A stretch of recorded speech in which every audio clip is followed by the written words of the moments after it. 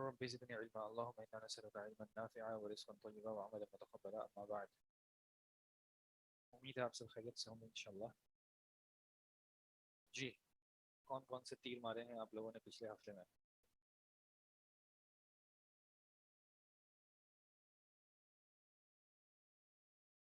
الدرس السادس.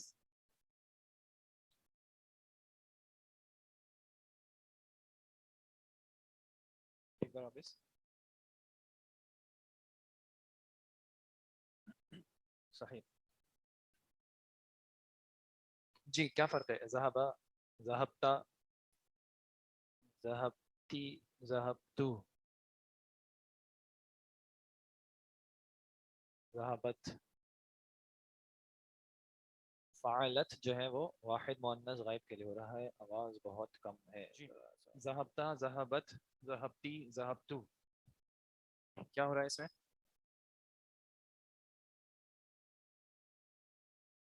آخر میں جو حرف ہے وہ ہے سیم، ٹھیک ہے، فا عین لام، اور پھر آخر میں ہے تا، لیکن اس کی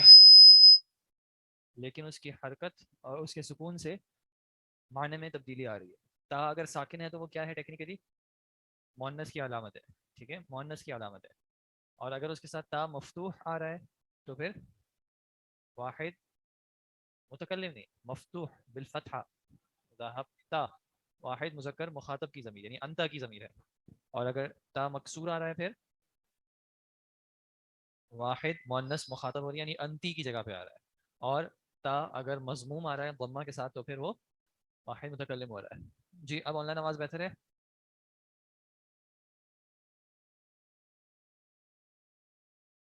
اوکے جی جزاکم اللہ خیرا. یہ موبائل بات سنا کس کا؟ اوکے جی الحمدللہ.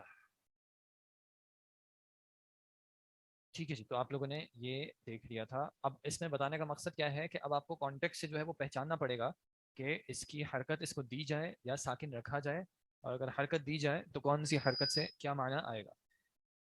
ٹھیک ہے جی، ذہبت، ذہبتا، ذہبتی، ذہبت. ٹھیک ہے، اس کے بعد تأمل المثالین الآتیین. جی کون ریڈ کر رہے ہیں؟ مائک ہے؟ ساؤنڈ تھوڑا کم ہے آج، تھوڑا سا کم ساؤنڈ سے چلا لیں، اپنی ڈیوائس سے ہو سکے تو بڑھا لیں.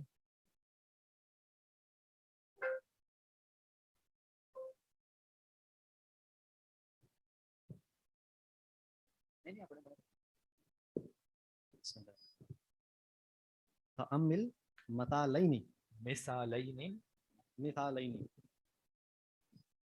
الاتین، الآتیین. آتیین.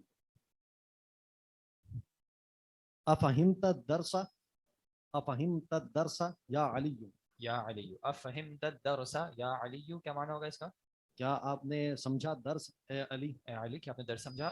اب اگر وہ ایگری کر رہے ہیں یا مثبت میں جواب دے رہے ہیں تو وہ کیسے کہہ رہے ہیں؟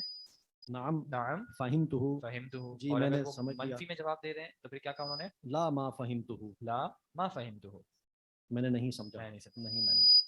دوسرا سوال کیا ہے؟ اما فہمت الدرس یا علی، ما فہمت الدرس یا علی، کیا آپ نے درس نہیں سمجھا اے علی؟ کیا آپ نے درس نہیں سمجھا اے علی؟ یہ منفی میں ہے نا شیخ، جی اور اوپر والا مثبت تھا.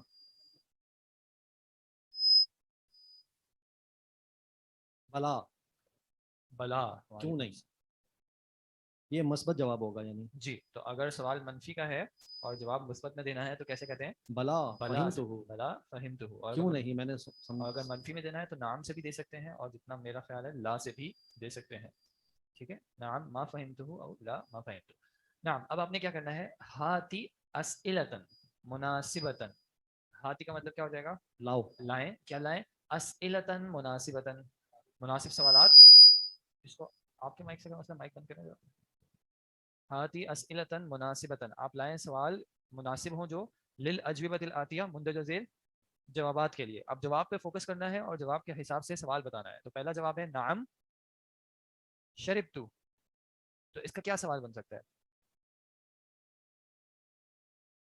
اشربت، اشربت الشاي او الماء، جو بتانا چاہیں اشربت الشاي، تو اس کا جواب کیا ہو جائے گا؟ نعم شربتو. صحیح. اس کے بعد کیا ہے؟ نعم كتبت، اکتبت الدرس، نعم كتبت، بالکل صحیح. اس کے بعد سوال ہے بلا رأیتہو، اما رأیت عادل اما رأیت، حماد رأیت اس میں فعل ہے اور فاعل ہے، اب کون آئے گا؟ مفعول آئے گا مفعول آئے گا. مفعول کیسا ہوتا ہے؟ فتحہ فتحہ نہیں ہوتا. مفعول کیسا ہوتا ہے؟ منصوب ہوتا ہے. ٹھیک ہے، تو ارأیت الولد کہہ لیں، ارأیت حمادن کہہ لیں، جو بھی آپ کہیں، لیکن اس کو ہم منصوب بنائیں گے. ٹھیک ہے، ارأیت حامدن، کیا آپ نے دیکھا حامد کو؟ اما رأیت، عفوا اما رأیت حامدن او اما رأیت الولد اما رأیت طالبا، کیا آپ نے نہیں دیکھا حامد کو؟ تو کیا جواب ہوگا؟ بلا رأیتو، کیوں نہیں، میں نے اس کو دیکھا ہے. جی نمبر 4 کے لیے کیا ہو جائے گا؟ جواب ہے نعم ما قرأت هذا الكتاب في بلدي. نعم ما قرأت هذا الكتاب في بلدي. شہر، اگر آپ کہیں گے اقرأت هذا الكتاب تو اس کا جواب نعم کے ساتھ تو ہونا چاہیے، نعم قرأته. انہوں نے کہا نعم ما قرأت، جی ہاں میں نے نہیں پڑھا. تو جواب کیسا، سوال ان کو کیسا چاہیے؟ اما قرأت. جو سوال جو ہے وہ منفی کا چاہیے. مائک کھولیے گا، مائک کھولیے گا اور ریڈ کریں. اما قرأت اما قرأت هذا الكتاب هذا الكتاب فی بلدی فی بلدی کا فی بلدک، کیا آپ نے اپنے شہر میں اس کتاب کو نہیں پڑھا؟ تو فہو یقول نعم ما قرأت، جی ہاں میں نے نہیں پڑھا ہے. یہ بات کس کو واضح ہو نہیں رہی ہے؟ ہو گئی بلدک لکھا ہوا ہے، بلدی بلدی لکھا ہوا ہے نا، تو جواب میں لکھا ہے نا بلدی. اگر آپ سے پوچھا جائے گا آپ کا نام کیا ہے تو آپ کہیں گے میرا نام. کیا آپ کے ملک میں مثال کے طور پہ آم ملتا ہے تو آپ کہیں گے جی ہاں میرے ملک میں. تو جب وہ جواب دے رہا ہے میرے ملک میں، تو اس سے سوال کیا پوچھا گیا ہوگا کہ کیا آپ کے ملک میں آپ نے یہ کتاب پڑھی ہے یا آپ کے شہر میں آپ نے یہ کتاب پڑھی ہے؟ بلد کا فی بلدی کا یا فی بلدی کی بھی کر سکتے ہیں اگر مخاطب جو ہے وہ مؤنث ہو تو. آگے دیکھیں پیچھے سے اس کو اگر سمجھیں، سوال جو ہے وہ دو طریقے سے ہو سکتا ہے. ایک سوال ہو سکتا ہے جو مثبت طریقے سے کیا جا رہا ہے جس میں کوئی نفی نہیں ہے. کیا آپ نے پانی پیا؟ یہ سوال کیسا ہے؟ مثبت ہے. کیا آپ نے پانی پیا؟ حل شربت الماء. اب اگر آپ کو کہنا ہے کہ مثبت کا جواب مثبت پہ دے رہے ہیں، یعنی ایگری کر رہے ہیں کہ ایسا ہی تھا، تو آپ کہیں گے نعم شربتہ. اگر آپ کو کہنا ہے نہیں ایسا نہیں تھا، تو آپ کہیں گے لا ما شربتہ. یہ تو سمپل ہے، نعم اور لا. اگر سوال خود منفی میں ہو کہ کیا آپ نے ایسا نہیں کیا، اما شربت الماء، کیا آپ نے پانی نہیں پیا. اب اگر آپ کو کہنا ہے کہ میں نے پیا ہے، تو آپ کو نام نہیں کہیں گے، آپ کیا کہیں گے؟ بلا. آپ کو ایگری کرنا ہے، لیکن مسئلہ کیا ہے کہ سوال نیگیٹو ہے. تو اگر آپ کہتے ہیں نام، تو اب نام میں کنفیوژن یہ ہوگی کہ آپ کس بات سے ایگری کر رہے ہیں. جو میں نے سوال کیا ہے، میں نے کہا ما شربت الماء، تو آپ اسے ایگری کر رہے ہیں کہ ما شربت الماء، یا آپ اس کو کینسل آف کریں گے. تو یہ کلیریفیکیشن کے لیے اگر سوال منفی میں ہو تو جواب دیا جاتا ہے بلا سے. اگر آپ کو ایگری کرنا ہے تو کیا کہا؟ بلا شربتہ. اور اگر آپ کو کہنا ہے کہ نہیں میں نے نہیں پیا، تو آپ کہہ سکتے ہیں نعم ما شربتہ او لا ما شربتہ. تو اب مثال کے طور پہ نمبر 3 میں انہوں نے کہا بلا رأیتہ. جب آپ نے بلا دیکھ لیا تو اس سے آپ کو پہلے ہی کیا انڈیکیشن مل جائے گی کہ سوال کیسا ہونا چاہیے؟ منفی کا ہونا چاہیے. تو بلا رأیتہ، دیکھا میں نے اس کو، یعنی آپ کو سوال جنریٹ کرنا پڑے گا کسی چیز کو دیکھنے کے حوالے سے. تو آپ سوال جنریٹ کر سکتے ہیں اما رأیت الولد، کیا آپ نے لڑکے کو نہیں دیکھا. یا آپ کچھ بھی کہہ سکتے ہیں اما رأیت کتابا، کیا آپ نے کتاب کو نہیں دیکھا. تو جواب دینے والا کیا کہہ رہا ہے پھر؟ بلا، کیوں نہیں، رأیتہ میں نے دیکھا ہے. پھر انہوں نے جو چوتھا اس میں جواب دیا، انہوں نے کہا نعم. نعم تو کہا، لیکن کیا کہا؟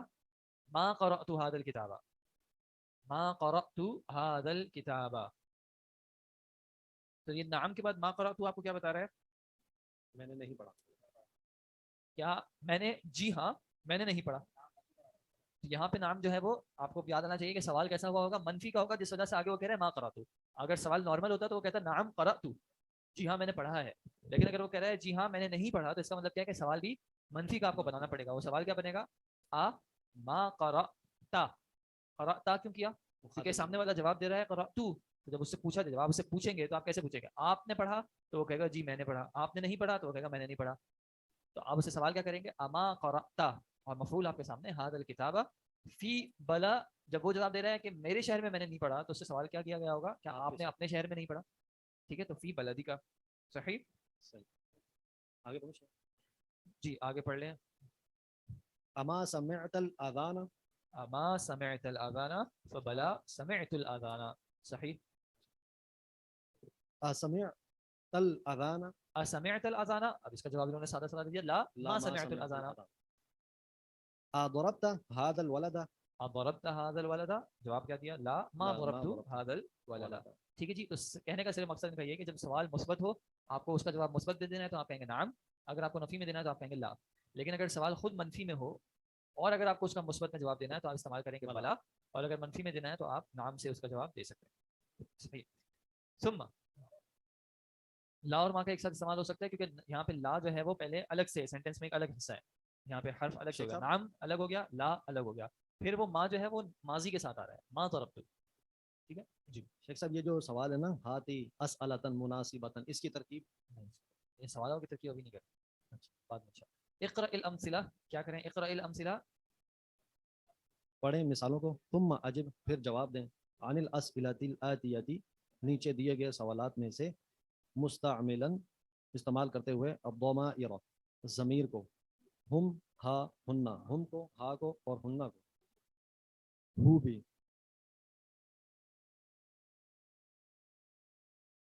ارأیت حامدا، اقرأ الامثلہ، مثالوں کو پڑھیے، ثم اجب عن الاسئلۃ الآتیہ، پھر مندرجہ سوالوں کا جواب دیجیے، مستعملا استعمال کرتے ہوئے الضمائر، یہ جو چار ضمائر کا آپ کو استعمال بتایا. ہو کس چیز کی ضمیر ہے؟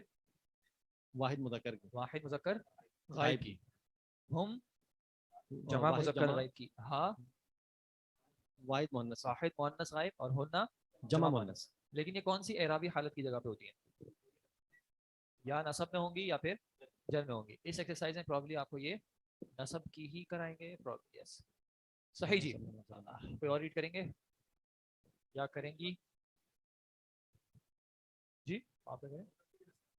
مؤنث کی بھی نصب ضرورت ہے جی. اصل میں پیچھے آپ دیکھ رہے ہیں، پیچھے جنہوں نے ایک چھوٹا سا ڈیش لگایا ہوا ہے، اس سے کیا مراد ہے؟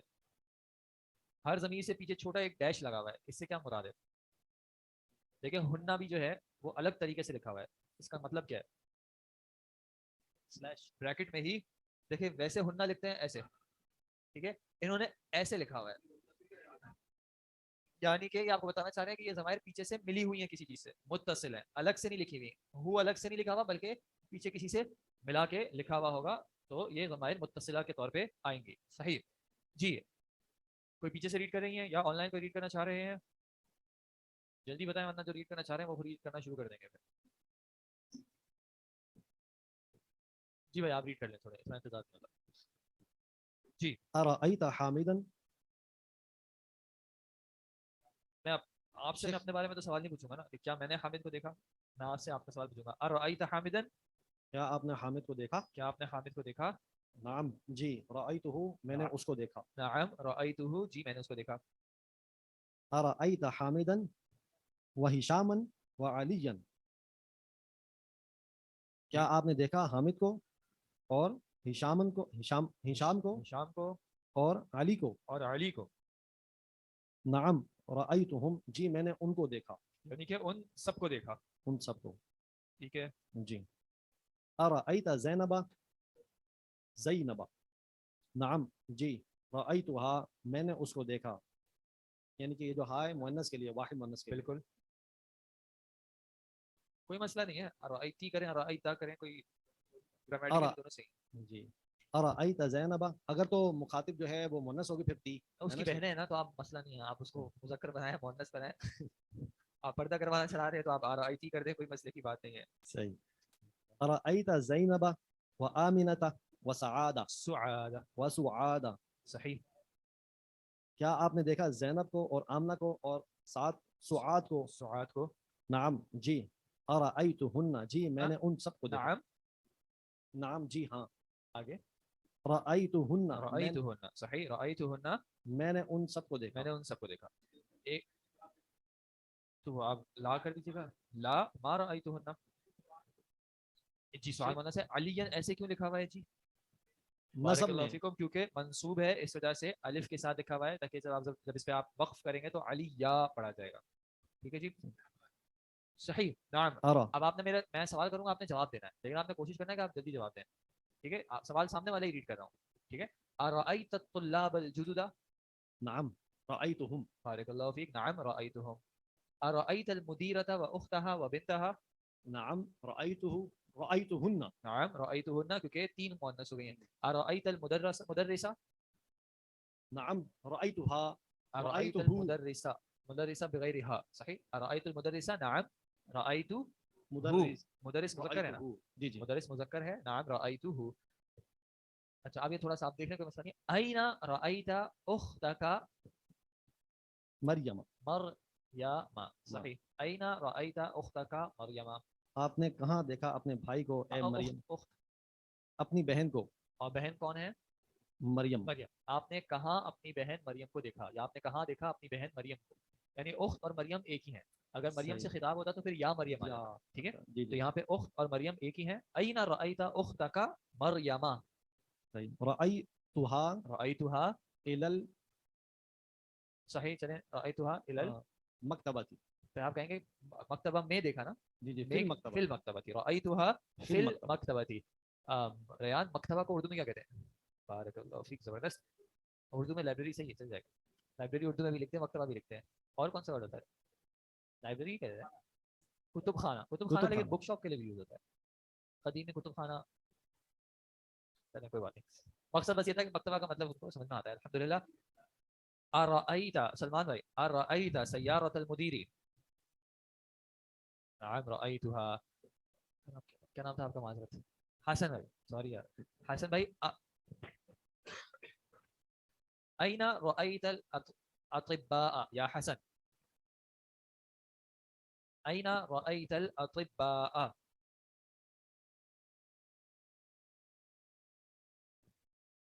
मुस्तशफा, सही होगा कहना मुस्तशफा के बाहर देखा फिर। रअयतुहुम खारिजल मुस्तशफा, क्या कर रहे थे वो? डेस्क पे बैठे हुए थे, मतलब वो बेंच पे बैठे हुए थे। शिक ये जो कैसे कहेंगे? हाँ, चले चले। जालिसू, जालिसीना, जालिसीना, अतिब्बा है ना, ज्यादा है ना। शिक अच्छा छोड़ो उसको। ये इला और जो फी है शेख, हाँ, इनका इस्तेमाल यानी कि फी जो है हमेशा जगहों के लिए इस्तेमाल होता है, यानी कि वो नहीं, वहाँ है। वो वहाँ किसी जगह में मौजूद होगा ना, वो किसी जगह की तरफ तो मौजूद नहीं होगा ना। लेकिन वो जब वो जाएगा तो किसी जगह की तरफ जाएगा। ज़हबतु इलल मस्जिद, ठीक है। लेकिन जब रअयतु का, मैंने आपको देखा था, तो कहाँ देखा था? मस्जिद में या मस्जिद की तरफ?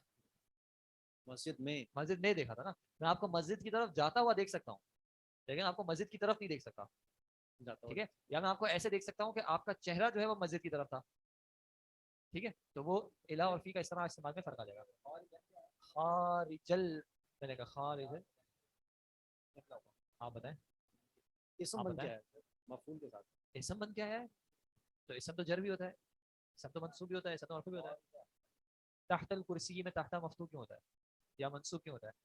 ज़र्फ है, तो खारिज मुस्तशा में उसको ज़र्फ बना रहा हूँ ना। कहाँ गए थे? मता रअयतल मुदीरा या रयान, मता रअयतल मुदीरा, मता कब, मता रअयतल मुदीरा,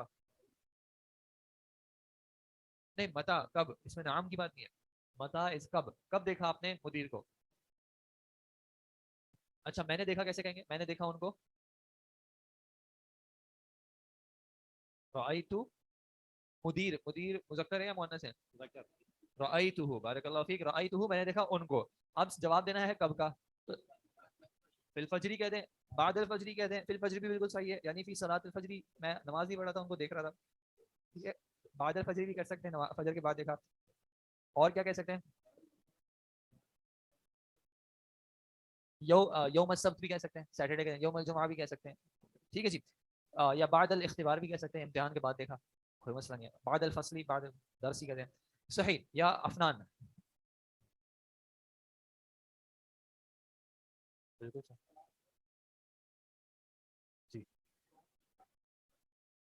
बाद सलाती में फिर रुकना पड़ता, बाद सलाती, फिर फजर नहीं लगाता जी। या अफनान, अर्रअयता आमिनता व खदीजता व बरीरता,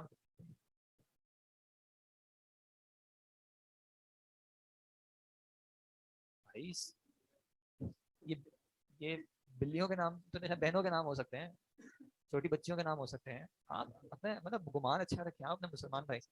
नाम आ रअयता, क्या आपने देखा, और आगे मुअन्नस के 3 नाम है, तो आप जवाब कैसे देंगे? अब ये जरूरी नहीं है एग्री भी करे, हो सकता है ला, ला, अना ला मुस्लिम, بارک اللہ فیک, زبردست. لا ما رأیتہن, ٹھیک ہے, نہیں میں نے ان کو نہیں دیکھا.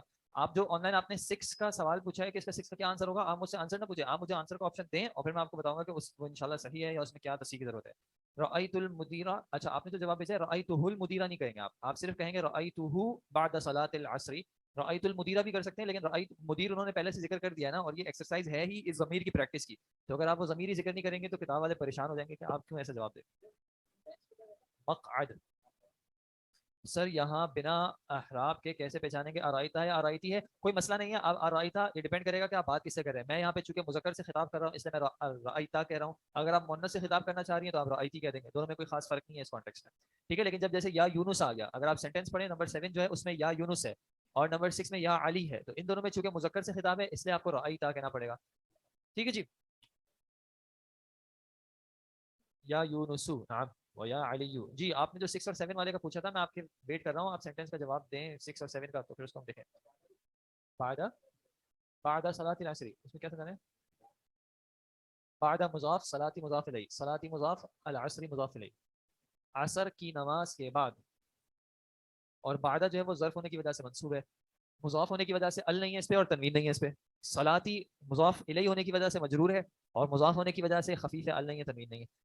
نعم رأیتہم, جی بالکل صحیح ہے. نمبر 6 کا نعم رأیتہم بالکل صحیح ہے. اور نمبر 7 کا جی اقرأ المثالین, اقرأ المثالین کا مطلب پڑھیں ان مثالوں کو. دونوں مثالوں کو پڑھیں. ثم اربط, اربط کا معنی رابطہ قائم کریں, کنیکٹ کریں. بین کل من الجملتین, دو جملوں کے درمیان, مستعملا, استعمال کرتے ہوئے, انا, انا کو استعمال کرتے ہوئے. وعلم, اور جان انا, لیں انا من اخواتی انا, اور جان لیجئے کہ یہ جو انا ہے یہ انا کی بہن. انا کیا ہوتا ہے جی؟ حرف مشبہ بالفعل, کرتا کیا ہے جی؟ اپنے اسم کو نصب کرتا ہے اور اپنی خبر کو رفع کرتا ہے. بالکل صحیح, بارک اللہ فیک. الجملۃ الاولی ہوا مریض, کیا معنی ہوا؟ وہ بیمار ہے یا وہ مریض ہے. اب انہوں نے یہ شروع میں ایک فعل لگایا اظن. اظن کا کیا مطلب ہوگا؟ میرا گمان ہے یا میرا خیال ہے, ٹھیک ہے, میرا خیال ہے. انہو, انا کا مطلب یہاں پہ کیا ہو جائے گا, یہ کہ جوائن کرنے کے لیے آپ تاکید کا معنی بھی کرنا چاہیں تو بھی ٹھیک ہے, بس اصل میں سینٹینس میں کیا ہوتا ہے کہ آپ کو کانٹیکس کا خیال کرنا پڑتا ہے. تو جب میں ظن استعمال کر رہا ہوں اور میں اس کا ترجمہ کر رہا ہوں میرا خیال ہے کہ, تو پھر میں تاکید تو نہیں لگاؤں گا نا, ٹھیک ہے. تو اس میں انا تاکید ضروری نہیں آپ لگائیں, آپ صرف یہ کہتے ہیں میرا گمان ہے کہ ہو. یہ ہو کون ہے؟ جو ہوا تھا وہ اب ہو ہو گیا ہے. ہو کیوں ہو گیا ہے؟ انا کی وجہ سے. انا کے بعد ضمیر کیسی آئے گی؟ وہ والی ضمیر آئے گی جو کہ نصب کے لیے استعمال ہوگی. تو ہوا کس حالت کے لیے آتا ہے؟ نصب کے لیے. ہوا, ہوا رفع کے لیے آتا ہے, اور ہوا نصب میں آتا ہے ہو کر کے. تو اظن انہو مریض, میرا گمان ہے یا میرا خیال ہے کہ وہ مریض ہے. المدرس ما جاء, جاء کا کیا مطلب ہوتا ہے حسن بھائی؟ آنا. المدرس ما جاء, ٹیچر جو ہے وہ نہیں آیا. اب اظن جب لگا دیا تو پھر کیا کہا, اظن ان المدرسہ. مدرسہ کیوں ہو گیا؟ انا کی وجہ سے. انا کا اسم جو ہے وہ منصوب ہوگا ان المدرسہ ما جاء, یعنی سینٹینس تقریباً بالکل ویسا ہی ہے, صرف جو مبتدا تھا وہ انا کا اسم بن کے اس کو آپ نے منصوب کر دینا ہے. جی بھائی, یہ جو پہلے والی لائن پڑھی نا آپ نے, اظن انہو, اس کا جو ہوا ہے اس کی سمجھ میں نہیں آئی. یہ اصل میں پہلا سینٹینس دیکھیں کیا تھا, ہوا مریضن, یہ جملہ تھا. اب اس سے پہلے انہوں نے انا لگایا ہے, تو اب انا جب آ گیا تو ہوا نہیں استعمال ہو سکتا نا, تو ہوا کی جگہ اب ہو ضمیر استعمال ہو گئی. سمپل سی بات. مریضن پہ پھر یہ مطلب مریضن چونکہ خبر ہے انا کی, تو وہ ویسے ہی مرفوع رہے گی. تو وہ پہلے خبر ہونے کی وجہ سے مرفوع تھی, اب انا کی خبر ہونے کی وجہ سے مرفوع ہوگی, تو اس میں کوئی تبدیلی نہیں آئی. آپ نے بھی کہا تھا نا کہ خبر کو اور اسم کو جو ہے اسم کو نصب کرے گا اور خبر کو رفع کرے گا. اچھا جی, اپنے اسم کو نصب کرے گا اپنی خبر کو رفع کرے گا. جی بھائی, اگر آپ ظن کو یقین کے معنی میں کریں گے تو پھر آپ تاکید کے لیے کر لیں. جی جی, کیونکہ وہ پھر عجیب بات ہوگی نا کہ میرا گمان ہے کہ وہ یقیناً مریض ہے. ظن کا معنی یقین کا بھی ہو سکتا ہے. اگر آپ ظن کو یقین کے معنی میں کر رہے ہیں تو پھر آپ کہیں کہ انا میں تاکید کا معنی بھی ہے, میرا یقین ہے کہ وہ یقیناً مریض ہے. کہ کا بھی معنی ہو جاتا ہے, ضروری نہیں ہے کہ تاکید اس میں ہر وقت ہو. اظن کیا ہوگا بتائیں آپ؟ اظن اس سمے پہلے اظن اظن فعل ہے, جو حمزہ آ رہا ہے یہ حمزہ متکلم کا ہے, افعلو کا ہے, ٹھیک ہے, فعل اور فاعل ہے. اب آگے پورا جو سینٹینس ہوگا یہ اس کا کیا بنے گا؟ میرا گمان ہے. میرا گمان کیا ہے؟ وہ گمان آگے. ویسے یہ ظن جو ہے یہ ایک الگ طرح کے افعال بھی ہوتے ہیں, تو وہ انشاءاللہ جو پڑھیں گے تو پھر اس کی ترکیب تھوڑی زیادہ واضح ہوگی. فی الحال آپ اس کو سمجھنے کے لیے اگر چاہیں تو اس طرح کر لیں کہ یہ پورا ظن کا جو ہے وہ مفعول بن جائے گا.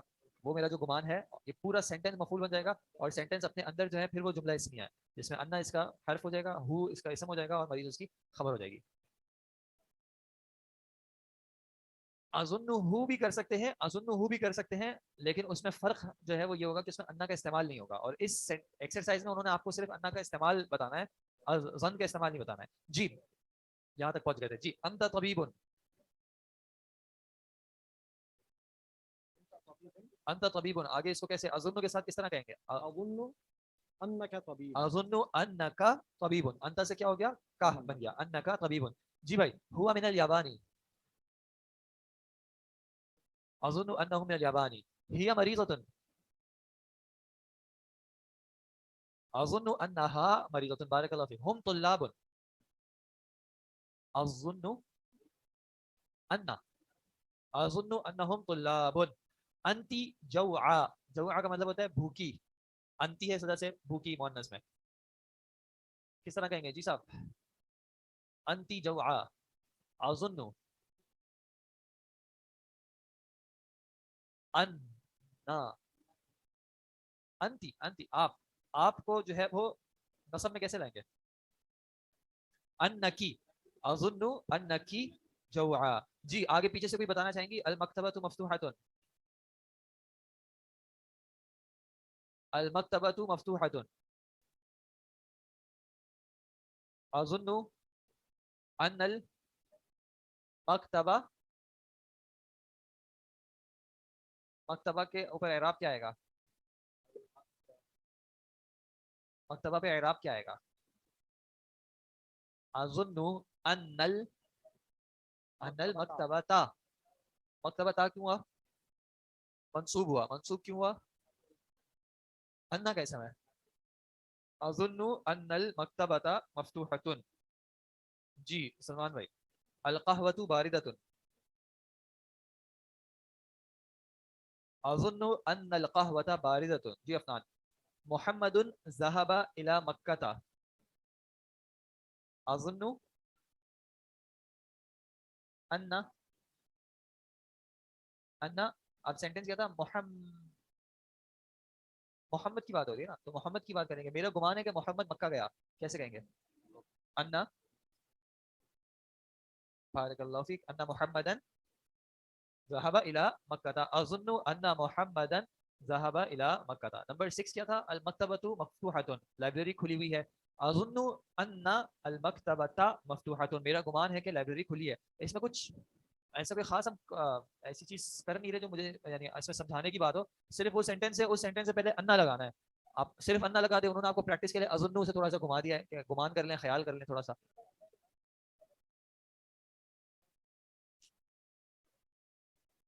تو وہی والا ہوگا جو انا کے ساتھ کرتے تھے. نہیں ایک سیکنڈ میں آپ کو بتاتا ہوں. اچھا یہ انہوں نے انا, انا سے پہلے اظن کیوں لگایا ہے؟ وہ لگانے کی وجہ یہ ہے کہ انا جو ہے وہ سینٹینس کے شروع میں نہیں آتا, شروع میں آتا ہے تو انا بن جاتا, اس لیے انہوں نے آپ کو شروع میں ایک چیز دے دی اور پھر آپ کو کہا کہ اس کے آگے آپ انا لگا لیجیے. آپ کا جو سوال ہے, جس طرح ہم نے انا میں کیا تھا کہ انا کا اسم کبھی کبھی تاخیر سے آ سکتا ہے, ٹھیک ہے, جیسے کوئی بھی وجہ ہو سکتی ہے, وہ آ سکتا ہے, وہ مسئلہ نہیں. فاطمہ تو اعراب اسی طرح ہوتا ہے, مرفوع ہی رہے گا, بس صرف فرق یہ ہوگا کہ پھر عام طور پہ وہ معرفہ نہیں آئے گا, نکرا آ جائے گا. جی بالکل. فاطمہ تو, ریان, فاطمہ تو فی المکتبہ تھی, انا ہا کرتے ہیں, یا ضمیر لگانے کی ضرورت نہیں ہے. آپ دیکھیں ہر جگہ پہ ضمیر لگانے کی ضرورت نہیں ہے, اصل میں وہ کہہ رہے ہیں کہ اسی سینٹینس کو آپ آگے لے جائیں, تو آپ کیا کہیں گے؟ اظن انا, انا کیا کرے گا؟ انا فاطمہ تا, کیونکہ وہ اس کو منسوب کر دے گا نا, تو فاطمہ تو سے منسوب کیسے ہو جائے گی؟ فاطمہ تا. اظن ان فاطمہ تا فی المکتبہ تھی. صحیح. العاشر, انتم مدرسون, اظن انکم, زبردست بھائی ماشاء اللہ, اظن انکم مدرسون, میرا خیال ہے کہ تم سب جو ہے وہ ٹیچرز ہو. انتکم نہیں ہوتا کچھ, انتا ہوتا ہے, انتم ہوتا ہے, کم ہوتا ہے, انتکم نہیں ہوتا, انکم کا ہے. انا وہ حرف ہے اور کم ضمیر جو ہے وہ منصوب. جی انہو اور انہو نہیں, نہیں انا, الگ ہے اور انا الگ ہے. انا کا استعمال الگ ہے, انا کا استعمال الگ ہے. انا کبھی بھی سینٹینس کے شروع میں نہیں آئے گا. معنی میں بھی تھوڑا سا فرق ہے. انا میں ایک ربط کا معنی بھی ہوتا ہے, انا میں تاکید ضرور آتی ہے. انا صرف ربط کے لیے استعمال نہیں ہوتا. ٹھیک ہے, جیسے یہاں پہ ہم تاکید کا معنی نہیں کر رہے. اظن انک غائب, میرا خیال ہے کہ آپ غائب ہیں. میں نے اس میں یہ نہیں کہا کہ یقیناً, لیکن انا میں آئے گا انک غائب, یقیناً آپ غائب ہیں. جی اس کے بعد آپ کا فیوریٹ ٹاپک آ گیا کاؤنٹنگ کا. جی آپ سمجھائیں ذرا. 11 طالبۃ, 12 طالبۃ, 11 اور 12 میں کیا رول چل رہا ہے؟ اچھا جی, عدد اور معدود, یہ تو یاد ہے, عدد اور معدود. عدد اور معدود کا کچھ ریلیشن شپ ہوتا ہے. 1 اور 2 میں کیا ہوتا ہے؟ تب صرف 1 اور 2 کی بات کرتے ہیں. ایک کتاب کیسے کہیں گے؟ ایک کتاب کہیں گے کیسے؟ واحدہ. کتاب واحد, آپس میں کیا ہے؟ صفت اور موصوف. کتاب واحد, موصوف پہلے آئی کتاب, واحد بعد میں آیا صفت. مؤنث کیسے ہو جائے گی؟ یا بلکہ ایک سیکنڈ, اسی کا ڈوئل کیسے آئے گا؟ دو کے لیے کیسے آئے گا؟ کتابانی اثنانی, کتابانی اثنانی, دو کتابیں. موصوف صفت, کتابانی اثنانی. 3 to 10 کیا تھا آپس میں تعلق ان کا؟ مضاف مضاف الیہ کا. ٹھیک ہے, مضاف مضاف الیہ کس طرح؟ 3 کتابیں کیسے کہیں گے؟ 3 کتابیں مضاف مضاف الیہ. ثلاثۃ کتب مضاف الیہ, ثلاثۃ کتب, اربعۃ کتب. ثلاثۃ کتب میں کیا ہوا؟ ثلاثہ مضاف ہو گیا, کتب مضاف الیہ ہو گیا. اس لیے ثلاثہ پہ ال نہیں آیا, تنوین نہیں آیا, اور کتب حالت جر میں آیا. بس 3 to 10 میں کیا خیال کرنا ہوتا ہے کہ جو معدود ہے وہ خود کیسے آ رہا ہے؟ جمع کا صیغہ آ رہا ہے. کتاب نہیں آ رہا, کتابان نہیں آ رہا, بلکہ کتب آ رہا ہے. اور عدد سے جنس میں اس کا کیا تعلق ہے؟ 3 to 9 جو ہے وہ ہمیشہ کیسے ہوتا ہے؟ جنس میں کیا ہوتا ہے؟ 3 to 9 میں اپوزٹس ہوتے ہیں. 3 to 9 میں جنس اپوزٹ ہوتا ہے, چاہے وہ 3 to 9 ہو, یا 13 to 19 میں 3 کا پارٹ ہو, یا 19 اس کا یونٹس کا پارٹ ہو, یا 23 سے 29 میں. 3 to 9 جو ہے وہ جنس ہمیشہ کیا ہوگا؟ اپوزٹ ہوگا. اور 1 اور 2 میں کیا ہوگا؟ سیم ہوگا, موافق ہوگا. ٹھیک ہے جی. 10 کا رول ہے کہ جب صرف 10 ہوگا تو وہ اپوزٹ ہوگا, لیکن جب یہاں پہ آ جائے گا 11 میں آ جائے گا تو پھر وہ موافق بن جائے گا. اب ہمارے پاس ہے احدا. اچھا, جب یہ 11 کے آگے جائے گا, 11 اور آگے جائے گا, تو معدود خود کیسے آئے گا یہ آپ کو یاد رکھنا ہے. 11 to 99 معدود کیسے آتا ہے؟ 11 سے 99 تک معدود کیسے آئے گا؟ یہ دیکھیں یہاں پہ آپ کا لکھا ہوا ہے, واحد آئے گا. ٹھیک ہے, واحد. معدود خود کیسے آئے گا؟ واحد آئے گا. اور اعرابی حالت کون سی ہوگی؟ نصب ہوگی, منصوب ہوگی. کیوں ہوگی؟ اس کو کیا کہا تھا؟ تمیز کے طور پہ آئے گا. 11 to 19 معدود جب بھی آئے گا وہ واحد کے صیغے کے ساتھ آئے گا اور حالت نصب میں آئے گا, کیونکہ وہ تمیز بن کے آ رہا ہوگا. اچھا, اب ہم دیکھتے ہیں احدا عشرۃ طالبۃ اور اثنتا عشرۃ طالبۃ. احدا عشرۃ طالبۃ, یہاں پہ معدود کون ہے؟ طالبۃ. 11 to 99 یہ کیسا رہتا ہے؟ واحد ہے, طالبۃ واحد ہے, اور منصوب ہے طالبۃ. نہیں, مؤنث تو ابھی معدود پہ ہے, ابھی عدد پہ گئے نہیں ہے, پہلے معدود کو تو دیکھ لیں. معدود جو ہے وہ واحد ہے اور منصوب ہے. اب یہ مذکر ہوگا یا مؤنث ہوگا کیسے پتا چلے گا؟ آخری حالت سے. نہیں, معدود جو ہے مذکر یا مؤنث ہے کیسے پتا چلے گا؟ اس کی حالت دیکھ کے شیخ. مطلب یہ تو اس پہ ڈیپینڈ کرے گا نا آپ کو کاؤنٹ کیا کرنا ہے. اگر آپ کو میل اسٹوڈنٹس کاؤنٹ کرنے ہیں تو معدود میل ہوگا, فیمیل اسٹوڈنٹس کاؤنٹ کرنی ہے تو وہ فیمیل ہوگا. اس کا گرامر سے تعلق نہیں ہے. پہچان کے لیے آپ کہہ دیں گے کہ یہ مؤنث ہے, لیکن میرا سوال یہ تھا کہ معدود جو ہے اس کا جنس تو وہ خود ڈٹرمن کرے گا نا. اب ہم عدد میں چیک کریں گے کہ عدد میں جنس کیسے ہوگا. تو اب آپ پہلا حصہ دیکھیں جو یونٹس کا ہے, احدا. احدا مذکر ہے یا مؤنث؟ مؤنث ہے. اس کی کیا پہچان ہے مؤنث کی؟ یا نہیں کہیں گے اس کو, یا نہیں, الف, الف مقصورہ. ٹھیک ہے, اگر یہ یا ہوتی تو پھر اس کے پیچھے آپ کو کسرہ کرنا پڑتا. الف ممدودہ اور الف مقصورہ بھی جو ہے وہ مؤنث کی علامتیں ہوتی ہیں. تو احدا میں الف مقصورہ آ رہی ہے. احدا کی واحد کیا تھی؟ احد, یعنی احد, اور پھر یہاں پہ آ گئی احدا. تو 1 اور 2 میں کیا ہوتا ہے؟ عدد جو ہے وہ معدود کے مطابق ہوتی ہے جنس میں, 1 اور 2 میں. ٹھیک ہے, طالبتاً مؤنث ہے, تو 11 کا جو یونٹ کا پارٹ ہے 1 کا, وہ کیسا آیا ہے؟ احدا. کیسا آیا ہے؟ مؤنث. اور اس کے نیچے دیکھیں اثنتا. اثنتا اس کا مذکر کیا ہوتا ہے؟ اثنا, نون آپ ہٹاتے ہیں فی الحال, اثنا, اور مؤنث اثنتا. تو 1 اور 2 میں کیا ہوتا ہے؟ عدد جو ہے وہ معدود کے جنس کے مطابق ہوتی ہے. ٹھیک ہے جی, معدود جس کو گنا جاتا ہے. معدود جس کو گنا جا رہا ہے. یہاں پہ ہم طالبتاً کو گن رہے ہیں, تو عدد 11 اور 12 یہاں پہ. آپ نے جو کہا کہ 3 سے لے کر 9 تک کی جو گنتی ہوتی ہے اس میں جو ہے ہم جنس نہیں ہوتے. ابھی 3 سے 9 پہ ہم آئیں گے نا, ابھی تو ہم 11 اور 12 پہ ہیں. 11 اور 12 میں جو 1 اور 2 کا پارٹ ہے, ایک تو ہے 10 کا پارٹ. 11 کتنے ہوتے ہیں, 10 اور 1. 12 کتنے ہوتے ہیں, 10 اور 2. تو 10 کا الگ قاعدہ, 1 اور 2 کا الگ قاعدہ. ایک نے اپنا قاعدہ اپلائی کیا کیا کہ احدا جو ہے وہ جنس میں موافق ہے طالبتن کا. پوری گنتی میں جہاں پہ بھی 1 اور 2 آ جائیں گے وہ جنس سے موافقت لے آئیں گے. کتاب واحد, نافذۃ واحدۃ, نافذہ مؤنث ہے تو واحدۃ مؤنث آئے گی. ٹھیک ہے جی. تو احدا طالبتن مؤنث کے ساتھ موافقت ہے, اسی طرح اس نتا طالبتن مؤنث کے ساتھ موافقت ہے. اگر یہ طالبن ہوتا تو پھر کیا بن جاتا, یہ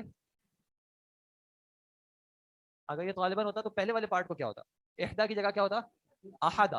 احدا کی جگہ پہ کیا ہوتا, احدا. اور اس نتا کی جگہ پہ کیا ہوتا, اسنا, کیونکہ موافقت رکھنی ہے. اب آتے ہیں ٹینز پہ. جو ٹینز کا حصہ ہوتا ہے نا, یعنی اردو میں کیا کہتے ہیں, اکائی اور دہائی. جو دہائی کا حصہ ہے ٹینز جو ہے, اس میں صرف اور صرف یہ 11 to 19 ہی ایشو آئے گا, باقی میں تو پھر سیم رہیں گے. ٹھیک ہے. 11 سے 19 کا رول کیا ہوگا کہ دہائی جو ہے وہ جنس کے موافق ہوگی. تو طالبتن کے لیے کیا آ رہا ہے, عشرتا. ٹھیک ہے. اور یہ ہر جگہ پہ عشرتا آ رہا ہے اس لسٹ میں, کیونکہ معدود کون ہے, مؤنث ہے. اگر یہ معدود مذکر ہوتا تو کیسے آتا, عشرہ. ذرا سا ایک بار یاد دلائیں کون سے چیپٹر میں تھا پیچھے, چیپٹر 3 میں میرے خیال ہے. پیج نمبر کیسا بنے گا,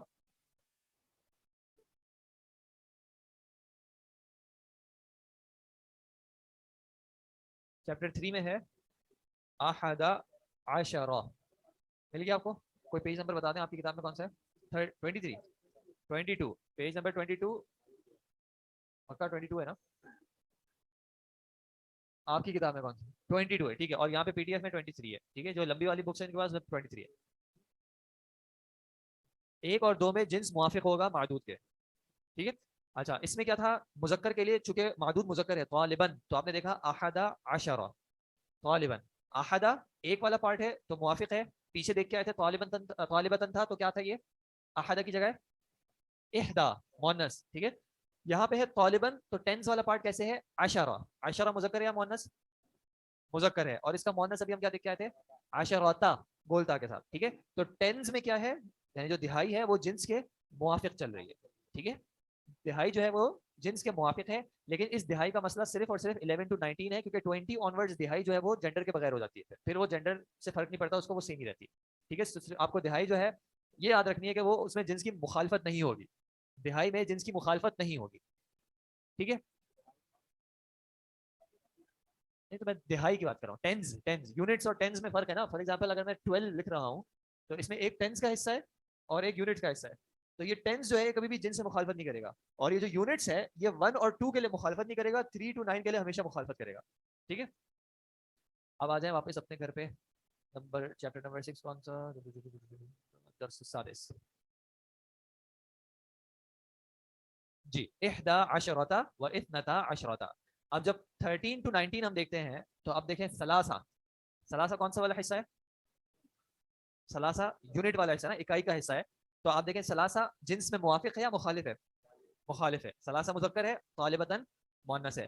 اور ٹینس کو دیکھ لیں, عشرتا وہ جنس کے موافقی ہے. اس طرح اربع عشرتا, خمسہ عشرتا, ستہ عشرتا, سبع عشرتا, ثمانی عشرتا, تسع عشرتا. اور پھر جب 20 پہ آئے تو کیا ہوا, 20 ہے. اور آپ پچھلی والی لسٹ دیکھیں اس میں کیا تھا, اس میں بھی 20 تھا.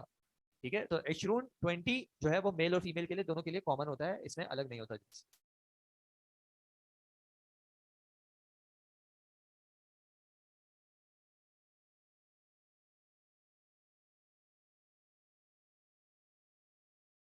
اس کو, اس میں جو معدود ہے وہ تمیز بن کے آ رہا ہے. جی, جب ایک بار تمیز بنتا ہے تو وہ دوسرا اس کو کچھ کہا نہیں جاتا, آپ اس کو ممیز کہہ لیں جس کی تمیز کی گئی ہے. ٹھیک ہے. اب یہ کچھ سینٹینس میں بن کے آئے گا. معدود تمیز ہے, عدد تمیز نہیں ہے, معدود تمیز ہے. تمیز منصوب ہوتی ہے, واحد اور منصوب ہوتی ہے تمیز. ٹھیک ہے. تو عدد معدود جو ہے وہ تمیز بن کے آ رہا ہے بس. اب یہ جو نمبر ہے یہ سینٹینس میں کچھ بنے گا. رأیت احد عشر کوكبا, میں نے دیکھا. مفعول کون ہوگا, کوكب مفعول نہیں ہوگا, احد عشر مفعول ہوگا. نہیں, یہی فرق ہے نا گرامیٹیکلی. رأیت احد عشر کوكبا میں رأیت کا مفعول ہوگا احد عشر, میں نے دیکھے 11. اگر آپ رأیت کا مفعول بنا دیں گے کوكب کو تو سینٹینس میں احد عشر کون سی دال بیچ رہا ہے, تو یہی تو بات ہے نا, اس لیے گرامیٹیکلی رأیت میں نے کیا دیکھا, میں نے 11 کو دیکھا. اب 11 میں کیا ہے, ایک ابہام ہے, یہ 11 کیا, تو وہ اس ابہام کو دور کرنے کے لیے تمییز لائی جا رہی ہے کوکبن, میں نے دیکھا 11 ستاروں کو. ٹھیک ہے, کنفیوژن نہ کریں, کوئی مسئلے کی بات نہیں ہے یہ, مطلب میں یہ کہنا چاہ رہا ہوں کہ کوانٹٹی کے اس میں جو ہے نا, نمبر کے اس میں آپ کنفیوژن سے گھبرائیں نہیں. عدد میں کنفیوژن کو اس کا لازم و ملزوم سمجھنا چاہیں تو سمجھ لیں, کچھ عرصے ایسا چلتا ہے, پھر جب یہ ایک ساتھ سب کو جمع کریں گے نا تو پھر انشاءاللہ آپ کے لیے اور زیادہ آسان ہو جائے گا. جی بالکل نہیں پڑھا, اس لیے میں اس کی وہ نہیں جا رہا اس کی ڈیپتھ میں, وہ صرف سائڈ میں وقت بالکل ختم ہو گیا ہے تو سائڈ میں ان کا سوال آ گیا ہے. کچھ چیزیں ہوتی ہیں آپ خود پہچان جائیں کہ یہ سمجھنا ضروری نہیں ہے, انشاءاللہ وقت آئے گا تو سمجھ لیں گے. ٹھیک ہے جی, تو یہ ہو گئی 11 to 20 مونس کی عدد. اب آپ نے کرنا صرف آسان سا کام کیا ہے, یہ ہم پھر کلاس میں نہیں کریں گے, اگلی جو ایکسرسائز ہے اس میں آپ کے پاس کچھ 11 سینٹینسز ہیں, اور اس میں انہوں نے آپ کو نمبر جو ہے وہ نیومیریکل فارم میں دیے ہوئے ہیں, 19 لکھا ہوا ہے. آپ نے کیا کرنا ہے, اس کی جگہ پہ آپ چاہیں تو سامنے آپ کے پاس جگہ ہے تو آپ یہ لکھ لیں کہ اس جگہ پہ اس 19 کو لکھا کس طرح جائے گا. مثلا کم سنک, آپ کی کتنی عمر ہے, تو سنی میری عمر ہے. اب یہ 19 ہے لیکن آگے معدود کتنا ہے, سنتن, واحد ہے, منصوب ہے اور مونس ہے. اب آپ سوچیں کہ اس مونس کے لیے عدد آپ کیسے لائیں گے, تو یہ تو آپ آسانی سے اوپر سے دیکھ سکتے ہیں کیسے لائیں گے, 19 سنتن. ٹھیک ہے, لیکن اگر آپ اس میں آئے, نمبر 3 میں آئے, نمبر 3 میں جب آپ آتے ہیں تو سینٹینس نمبر 3 ہے فی ہذہ الحافلۃ, حافلہ کہتے ہیں بس کو, تو اس بس, سیارہ گاڑی, حافلہ بس, اس بس میں کیا ہے 18 راکبن. راکب کون ہے, سوار, مذکر ہے یا مؤنث, 18 مذکر سوال ہیں, صحیح سوار ہیں, اور وخلفہم, اور ان کے پیچھے ہیں 15 راکبتن. راکبتن کون ہے جی, یہ مؤنث ہیں, فیمیل سوار ہیں, فیمیل پیسنجرز. تو اس بس میں 18 میل پیسنجرز ہیں اور ان کے پیچھے 15 فیمیل پیسنجرز ہیں. تو اب آپ کو 18 جو کہنا ہے وہ مذکر کے اعتبار سے کہنا ہے, تو کیسے کہیں گے, ثمانیۃ عشرہ, ثمانیۃ عشرہ, کیونکہ عشر جو ہے وہ جنس میں موافق ہوگا, اور 3 to 9 میں 8 آ رہا ہے تو وہ جنس میں مخالف ہوگا. ثمانیۃ عشرہ راکبن وخلفہم, اور ان کے پیچھے کتنی ہیں, 15 عشرۃ راکبتن, کیونکہ راکبہ مؤنث ہے تو خمس جو ہے وہ مذکر کا آیا, اور عشرہ جو ہے وہ مؤنث کے حساب سے مؤنث کا آیا. تو آپ نے کوشش کرنی ہے کہ ان 11 میں سے 2 تو میں نے بتا دیا, تو آپ کے صرف 9 بچے, ان 9 میں کوشش کر کے جو ہے وہ آپ اس کی پریکٹس کر لیجیے گا. ٹھیک ہے جناب, جزاکم اللہ خیر. یہ نمبرنگ میں اگر کنفیوژن ہو رہی ہو تو اتنا پریشان نہیں ہوئے گا, یہ نمبرنگ وقتاً فوقتاً جو ہے وہ آتی ہے, ٹائم اس میں لگ جاتا ہے تھوڑا, کیونکہ اس کے رولز تھوڑے سے کمپلیکیٹڈ ہیں. ٹھیک ہے جناب, جزاکم اللہ خیر. سبحانک اللہم و بحمدک, اشہد ان لا الہ الا انت, استغفرک و اتوب الیک. السلام علیکم.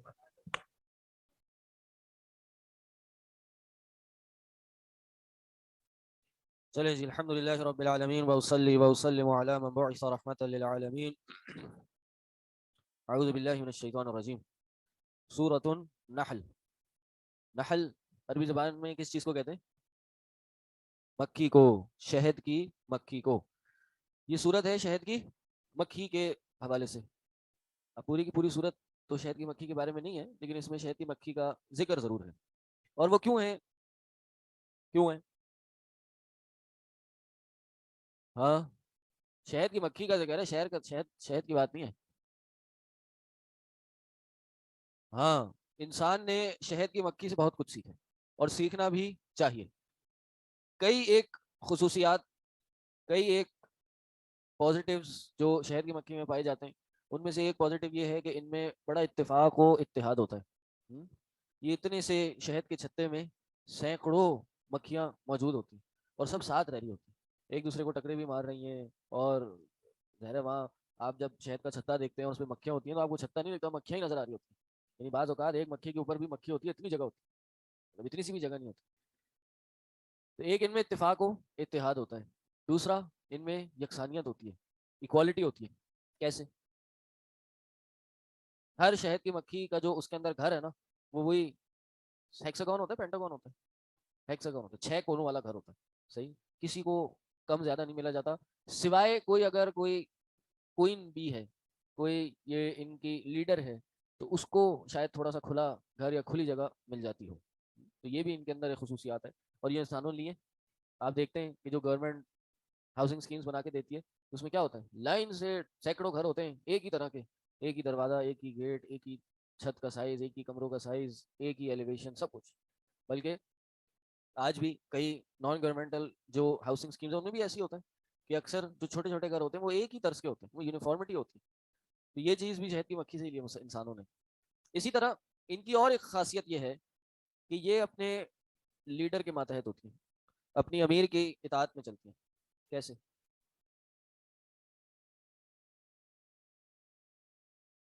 اگر آپ ان کے شہد کے چھتے کو مار دیں ہاں تو کیا ہوتا ہے؟ فوراً اڑ کے آپ کے پاس آ جائیں گی؟ نہیں, تھوڑی دیر وہ اس کو ایبزارب کرتی ہیں.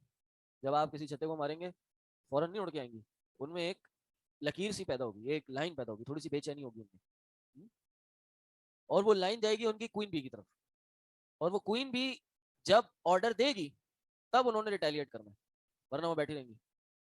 صحیح.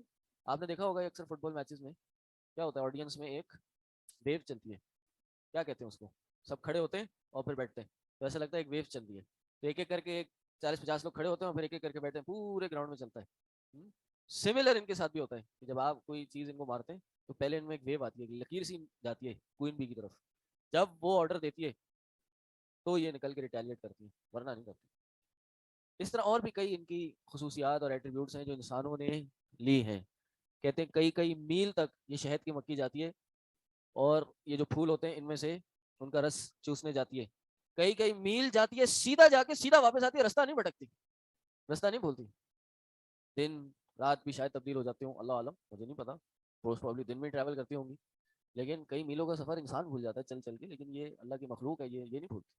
پھر اللہ کی آپ دیکھیں گے عجیب سی مخلوق ہے کہ اس کو آپ ہاتھ میں لیں دبائیں تو اندر سے شہد نکلے گا, ہاں, لیکن کیا اللہ کی مخلوق ہے کہ یہ تھوڑا دن چھتے پہ بیٹھتی ہے اور وہ چھتا شہد سے بھر جاتا ہے, اور وہ شہد کی یعنی انیشلی شہد تو ایک ویکس ہوتا ہے نا, کیا کہتے ہیں اس کو اردو میں, موم کی صورت میں ہوتا ہے, صحیح ہے, تو وہ اس لیے ہی ہوتا ہے کہ یہ اس میں شہد اسی طرح ڈالتی ہیں اور وہ موم بن جاتا ہے, یعنی وہ اتنا مضبوط ہوتا ہے کہ وہ اس سے نیچے نہیں گرتا, لیکن جب آپ اس کو استعمال کرتے ہیں تو اس میں سے شہد نکلتا ہے اور جو آپ کے استعمال کے لائق ہوتا ہے.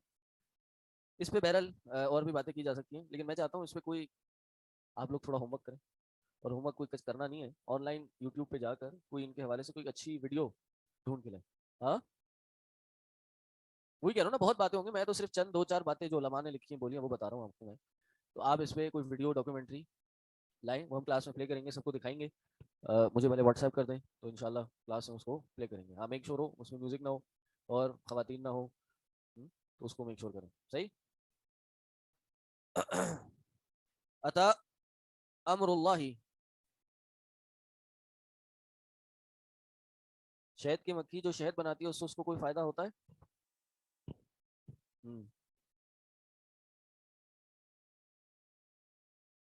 ایک ٹائم پیریڈ کے بعد اپنا چھتے کا شہد خود ہی پی جاتی ہے, وہ سوکھ جاتا ہے, اللہ عالم. اس لیے کہہ رہا ہوں ویڈیو لائیں کوئی, سب کو ذرا تفصیلی علم ہو, مجھے بھی ہو آپ کو بھی ہو. صحیح. مجھے تو نہیں یاد اسکول میں کبھی شہد کی مکھی کے بارے میں کچھ پڑھایا ہو, پڑھایا بھی ہوگا تب اس زمانے میں ہم پڑھتے تو تھے نہیں. ہاں انجین عثمان نے وزٹ کرایا تھا, کہاں پہ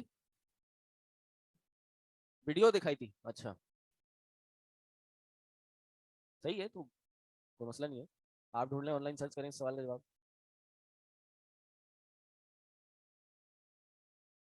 اللہ عالم, ویڈیو لے آئیں اس میں دیکھ لیں گے. میں نے مدرسے میں قرآن حدیث پڑھا ہے, یہ شہد کی مکھی نہیں پڑھی, اور تھوڑا بہت بزنس مینجمنٹ پڑھی ہے. جی. اتا امر اللہ فلا تستعجلوا, آ گیا اللہ کا حکم بس تم جلدی نہ کرو, اللہ کا حکم آ گیا اس کو جلدی طلب نہ کرو. عطا کا معنی ہوتا ہے کیا؟ آنا. امر اللہ, اللہ کا حکم, یا اللہ کے حکم سے مراد یا تو اللہ کا عذاب ہے یا پھر قیامت ہے. صحیح. تو آ گیا سے مطلب کیا ہے کہ ایک تو بہت قریب آ گیا, یعنی بہت جلدی آ گیا. صحیح, کہ اب تم اس کو جلدی نہ طلب کرو, یہ بہت قریب ہے. فلا تستعجلوا, اس کو جلدی نہیں مانو, یہ تو قریب ہی ہے, اس لیے تمہارے جلدی مانگنے کا کوئی فائدہ نہیں ہوگا, یہ بہت تمہارے پاس آ چکی ہے, فوراً عذاب آنے والا ہے تم کو, قیامت آنے والی. جی. حکم سے مراد عذاب بھی ہے اور حکم سے مراد قیامت کا دن بھی ہے. ظاہر قیامت کے دن جن کو عذاب ہونا ان کو عذاب ہی ہوگا. صحیح. اور دوسرا معنی یہ ہے کہ یہ اللہ کا حکم آئے گا, تم اس کو قریب نہ کرو اپنی طرف, یہ اپنے وقت پہ آئے گا. تو ماضی کا صیغہ کیوں استعمال کیا؟ کیونکہ ماضی میں یقین ہوتا ہے, یقین کا پہلو ہوتا ہے. میں آپ کو کہوں کہ میں فلاں چیز دیکھنے جاؤں گا, تو اس میں امکان ہے نا کہ میں جاؤں گا یا نہیں جاؤں گا. امکان ہے. لیکن اگر میں نے کہا کہ میں فلاں چیز دیکھ کے آ گیا ہوں اور آپ کو پتہ ہے کہ میں سچا ہوں، تو پھر آپ کہیں گے نہیں یار واقعی یہ تو یقینی چیز ہے، ایسا ہو گیا. اس لیے ماضی کا صیغہ اکثر مستقبل کی چیزوں پہ استعمال کیا جاتا ہے تاکہ اس میں یقین پیدا ہو، یقین کا فائدہ دے. اتا امر اللہ فلا تستعجلوہ، یہ تستعجلوا کافروں کے لیے بھی کہا گیا ہے اور مسلمانوں کے لیے بھی کہا گیا ہے کہ بعض مسلمان جو ہیں وہ کافروں کی پریشانیوں کی وجہ سے یا پھر اپنی دنیا کی سختیوں کی وجہ سے، دنیا کے مصائب مشاکل آزمائشوں کی وجہ سے اللہ کا عذاب بہت جلدی مانگ لیتے ہیں. اس لیے ان کو بھی حکم ہے کہ نہیں، اللہ کا جو عذاب ہے یا اللہ کا جو فیصلہ ہے اس کو جلدی نہ مانگو. وہ ہے نا قرآن کی آیت کہ حتی یقول الرسول والذین معہم متی نصر اللہ. یہ اٹک رہا ہے نا، یہ آواز اپ اینڈ ڈاؤن ہو رہی ہے نا. جی لائٹ تو آ گئی. تو رسولوں نے کہا جب ان کو تکلیفیں آئیں، ان کو پریشانیاں آئیں، تو انہوں نے کیا کہا کہ اللہ کی مدد کب آئے گی. یعنی آپ دیکھیں ہم سے پہلے انبیاء ایسے گزرے، انہوں نے ایسی پریشانیاں اور ایسی تکلیفیں جھیلی کہ مجبوراً ان کو یہ کہنا پڑ گیا کہ اللہ اور ان کے ساتھ جو لوگ تھے کہ اللہ کی مدد کب آئے گی. تو اللہ نے کہا الا ان نصر اللہ قریب، بے شک اللہ کی جو مدد ہے یہ بہت قریب ہے. یعنی یہ مانگنی نہیں چاہیے، آزمائش مومن کو نہیں مانگنی چاہیے. اور ظاہر ہے اسی وجہ سے پھر خودکشی کرنا بھی حرام ہے. جتنی مشکل پریشانی انسان کو اس دنیا میں آ رہی ہے یہ اس کے خیر کے لیے ہے، یا تو اس کے گناہوں کا کفارہ ہے، یا تو جو گناہ اس نے کیے ہیں اس کو مٹانے کا ایک ذریعہ ہے، یا پھر اس کے درجات کی بلندی کا باعث ہے. تو ان آئدر آف دی کیسز مومن کے لیے ون ون سچویشن ہے، مومن کے لیے جیت ہی ہے. تکلیف ہو پریشانی ہو ان میں صبر کر کے جیتتا ہے، خوشی ہو نعمتوں کا ظہور ہو شکر ادا کر کے جیت جاتا ہے. یہ کیسے پتا چلے گا کہ عذاب کے طور پہ مصیبت آئی ہے یا امتحان ہے؟ صحیح، اس کا بہرحال کوئی 100% کلیئر جواب نہیں ہے، علماء نے نہیں دیا ہے. لیکن جو بات واضح ہوتی ہے وہ یہ ہے کہ انسان کو سب سے پہلے یہ اپنے اوپر یہی سمجھنا چاہیے بھائی اللہ کا عذاب ہے مجھ پہ، کہ میرے جو گناہ ہیں میرے گناہوں کا ہی نتیجہ ہے جو آج میرے ساتھ ہو رہا ہے، میرے ہی کرتوتوں کی سزا ہے جو مجھے مل رہی ہے. پہلے تو انسان یہ سوچے، اور پھر ظاہر اگر وہ مزید دیکھنا چاہتا ہے کہ یار وہ دیکھے کہ یار واقعی کوئی اس نے واضح گناہ کیا ہے جس کے نتیجے میں اس کے ساتھ یہ ہو سکتا ہے. تو اگر تو کوئی واضح گناہ ہے، کوئی خطا ہے جو اس نے کی ہے، تو پھر تو یہ گناہ کا نتیجہ ہے. نہیں تو پھر یہ اللہ کی آزمائش ہے، کیونکہ آزمائش سے پاک انبیاء بھی نہیں تھے. اشد الناسی بلاء الانبیاء، سب سے زیادہ جن لوگوں کو آزمایا گیا وہ کون تھے؟ انبیاء تھے. انبیاء پہ بھی تھوڑی سی سختیاں آئیں، عذاب کی صورت چھوٹی موٹی آئی. جیسے حضرت یونس علیہ السلام بھی اپنے علاقے سے نکل گئے تھے، وہ مچھلی کے پیٹ میں چلے گئے. تو اللہ نے کہا لولا کان من المسبحین، اگر وہ اس سے پہلے اللہ کی تسبیح بیان کرنے والوں میں سے نہ ہوتے، اللہ کی عبادت کرنے والوں میں سے نہ ہوتے، تو للبث فی بطنہ الی یوم یبعثون، تو وہ اس مچھلی کے پیٹ میں قیامت تک رہتے. تو وہ نیکی تھی جو کام آئی، گناہ کی وجہ سے اس میں چلے گئے، لیکن نیکی نے ان کو اس گناہ اس تکلیف سے اس پریشانی سے نکال لیا. تو نیکی کام آتی ہے انسان کے، ہر پل ہر دم کام آتی ہے. سبحانہ وتعالی عما یشرکون، اللہ پاک ہے اور بہت بلند ہے اس چیز سے جو یہ شرک کرتے ہیں. یہاں ایک بڑا اہم نقطہ ہے، آیت کے شروع کے حصے میں کیا کہا؟ فلا تستعجلوہ، یہ کیا صیغہ ہے؟ امر ہے، جمع ہے، امر نہیں ہے. امر ہوتا ہے، امر نہیں ہوتا، بس جمع ہے. بھائی صیغہ ہوتا ہے پورا ہوتا ہے، جمع تھوڑی ہوتا ہے. میں پوچھوں کیا صیغہ آپ کہیں تو فیل ہے. جی فیل نہیں ہے. وعلیکم السلام. جمع مذکر مخاطب فعل نہیں معروف، اصل میں تھا تستعجلون. صحیح، تو یہ امر آ گیا، یعنی امر نہیں آئیے، امر نہیں آیا، نہیں آئیے. فلا تستعجلوہ، فلا تستعجلوہ ہو گیا. تو یہاں خطاب ہے نا، جمع مذکر یا مذکر مخاطب، مخاطب ہے نا، حاضر مخاطب حاضر. اور یشرکون کیا صیغہ ہے؟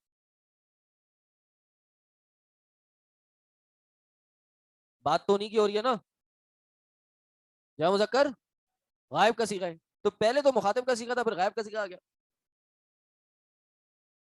اس کو عربی میں کہتے ہیں التفات. التفات کے لغوی معنی ہوتے ہیں چینجنگ، یوں دیکھنے کو التفات کہتے ہیں. صحیح، لیکن یہ بلاغت میں التفات ہے کہ ایک صیغہ خطاب کا ہے، خطاب سے غائب پہ چلا گیا، اس کو کہتے ہیں التفات. اور اس میں کوئی نہ کوئی حکمت ہوتی ہے. اور ادھر حکمت یہ ہے کہ عطا امر اللہ، اللہ کا حکم آ گیا، بس تم جلدی نہ کرو، اس کو جلدی نہ مانگو. پھر جب ان کو مسلمانوں کو خطاب کیا، کہا سبحانہ و تعالی، اللہ پاک ہے، بلند ہے، عما یشرکون، ان سے جو یہ شرک کرتے ہیں، وہ شرک کرتے ہیں. یعنی آپ نے، وہ غائب ہیں، ان کی فکر نہیں کرنی، وہ جو بھی باتیں کرتے رہے ان کو آپ نے ملوز خاطر نہیں لانا.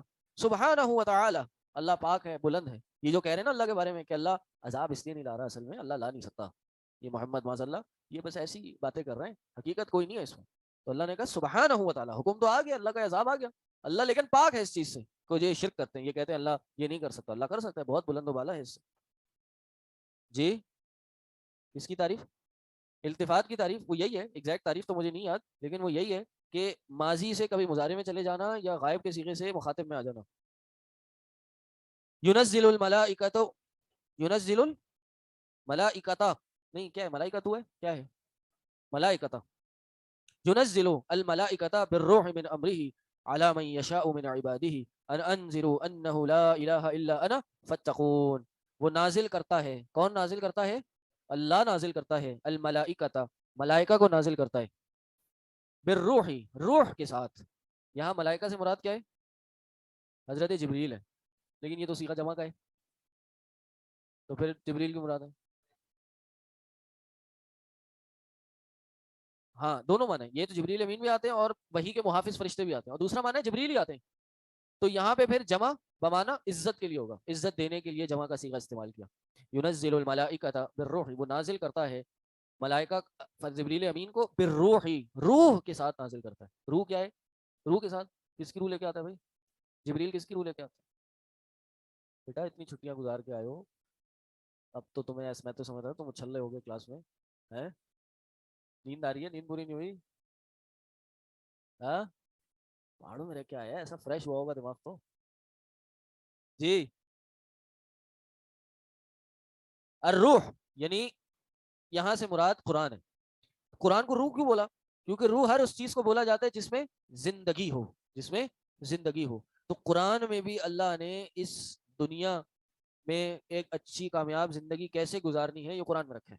قرآن میں ہی اصل زندگانی ہے، قرآن میں ہی حقیقی زندگی ہے، اس لیے قرآن کو روح بولا. اسی طرح روح کا اطلاق دو اور چیزوں میں ہوا ہے قرآن میں. کس کس پہ؟ روح الامین کون ہے؟ خود جبریل علیہ السلام ہے. تتنزل الملائکۃ والروح فیہا بإذن ربہم من کل امر سلام ہی حتی مطلع الفجر. اور روح القدس وہ یہی ہے. اور ہاں عیسیٰ علیہ السلام کو کہا کلمتہ والروح منہ، لیکن یہ قرآن میں تو نہیں ہے. قرآن میں ہے، قرآن میں ہے. بہرحال وہ روح الگ ہے، وہ روح وہ ہے جو انسانی جسم میں ہوتی ہے، جو اصل ایک روح کے نام سے ہم موجود ہیں، جو انسان کے اندر موجود ہوتی ہے، مرنے کے ساتھ وہ پرواز کر جاتی ہے. جی ہاں تو میں بتا رہا ہوں کہ روح کے تین معنی ہیں جو قرآن میں استعمال ہوئے، وہ تین یہی ہیں. ایک قرآن کو کہا گیا، ایک جبریل امین کو، اور ایک وہ جو روح جو انسان کے جسم میں ہوتی ہے، کیونکہ وہ انسان کو زندگی بخشتی ہے. علی من یشاء من عبادہ، یعنی بالروح من امرہ، اللہ کے حکم سے لاتے ہیں، خود اپنے حکم سے اپنے من مانی کر کے نہیں لاتے. علی من یشاء، اس پہ لاتے جس پہ اللہ چاہتا ہے، یعنی جس پہ دل چاہے وہی نہیں آ جاتی، اللہ چنتا ہے بندوں میں سے. اللہ یستفی من الملائکۃ رسلا ومن الناس، اللہ تعالیٰ ملائکہ سے بھی اور لوگوں سے بھی رسل چنتا ہے، یعنی ان میں سے چنتا ہے کہ کون میرے رسول ہوں گے. ایسے نہیں بن جاتا، یعنی کوئی کہے جی کوئی 40 دن کا چلا لگائے وہ پہنچ گئے جی اس مقام پہ پہنچ گئے کہ نبوت مل گئی، ایسے نہیں ہو سکتا. یہ لوگوں نے کہا کہ جی کوئی اتنے مہینوں سالوں کی عبادت کرے، اکیل اختیار کرے، تو ایک مقام یہ آتا ہے کہ وہ نبوت یا نبوت سے اوپر بھی چلا جاتا ہے. یہ ساری ڈرامے بازی ہے، دو نمبر ہے. جی ہاں وَاعْبُدْ رَبَّكَ حَتَّى يَأْتِيَكَ الْيَقِينُ. ہاں سمجھ نہیں آیا مجھے، بعد میں سمجھانا، بڑا کوئی گہرا نقطہ ہے. اچھا وَاعْبُدْ رَبَّكَ، وہ کہنا بڑا گہرا نقطہ ہے کہ اللہ کی عبادت کرو یہاں تک کہ تمہیں یقین آ جائے. تو جب ہم نبی سے اوپر چلا جاتا ہے تو وہ یقین آ جاتا ہے اس کو، جب یقین آتا ہے تو عبادت چھوڑ دیتا ہے، تو وہ پیرانے پیر بن جاتا ہے. پہنچ گئے کول اندال کول وَيَشَاءُ مِنْ عِبَادِهِ أَنْ أَنذِرُوا أَنَّهُ لَا إِلَٰهَ إِلَّا أَنَا فَاتَّقُونِ. یہ کہ یعنی کس لیے بھیجے رسول فرشتوں کو انبیاء کی طرف؟ اس لیے بھیجا ان انذروا، یہ کہ تم لوگ ڈراؤ، انہ لا الہ، نہیں ڈراؤ نہیں، خبردار کرو. انذر انذروا انذار، خبردار کرو کہ بے شک شان یہ ہے کہ نہیں ہے کوئی الہ سوائے मेरे, इल्ला अना, सिवाय मेरे, फत्तकूनी, बस तुम डर जाओ, किससे? फत्तकूनी, मुझसे डर जाओ। बाकी इंशाल्लाह नमाज के बाद पढ़ते हैं। सुभानअल्लाह।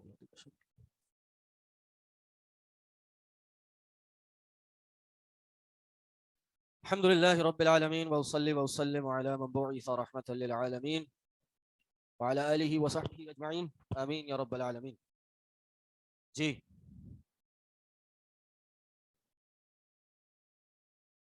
खलक़स समावाति वल अर्द बिल हक़्क़ि तआला अम्मा युश्रिकून। अल्लाह ताला ने मलाइका को भेजने का मकसद ये बताया कि ताकि लोगों को बता दिया जाए कि अल्लाह के सिवा कोई इलाह नहीं। इसका जिक्र करने के बाद अल्लाह ताला अब बड़े एक यूनिक अंदाज में अपनी इनामात और आयात का जिक्र कर रहे हैं कि अल्लाह ताला ने आसमान बनाए और ज़मीन बनाए बिल हक़, हिकमत के साथ। यहाँ हक से मुराद हिकमत है, यानी आसमान ज़मीन पैदा करने में भी हिकमत है, ऐसे नहीं बना दिए। अगर आसमान नहीं होता तो क्या होता? ये जो सूरज की बड़ी तेज़ शुआएं हैं ये आप पे आती। ज़मीन नहीं होती तो आप क्या करते? हवाओं में उड़े होते। ये ज़मीन में आपने कहा हम तो वैसे ही हवाओं में उड़ते हैं। हवाओं से मुराद ये ग्रेविटेशनल फोर्स जो है ज़मीन की, ये भी तो एक बड़ी नेमत है ना। आपने कभी वो वीडियो देखी है, वो स्पेस में जो एस्ट्रोनॉट्स हैं वो अपने स्पेसशिप में या रॉकेट में कैसे होते हैं? यूं उछल रहे हैं, गोल गोल घूम रहे हैं, खाना भी खा रहे हैं तो ऊपर से यूं यूं पकड़ के खा रहे हैं, चाय पी रहे हैं तो वो यहाँ से चीनी पकड़ी, यहाँ से दूध लिया, उसमें डाला, पी लिया, यूं फेंका, एक एक करके वो आ रहा है। ब्रश कर रहे हैं तो ब्रश यहाँ उड़ रहा है, टूथपेस्ट यहाँ उड़ रहा है। क्या जिंदगी है ये? अब आप सोचें बाथरूम किस तरह करते हो? हाँ, क्या गंदगी होगी? तो भाई ये नेमत है अल्लाह की कि आप कोई चीज़ यूं करें और यूं छोड़ दे नीचे चली जाए। इंजीनियर साहब, नेमत है नहीं है?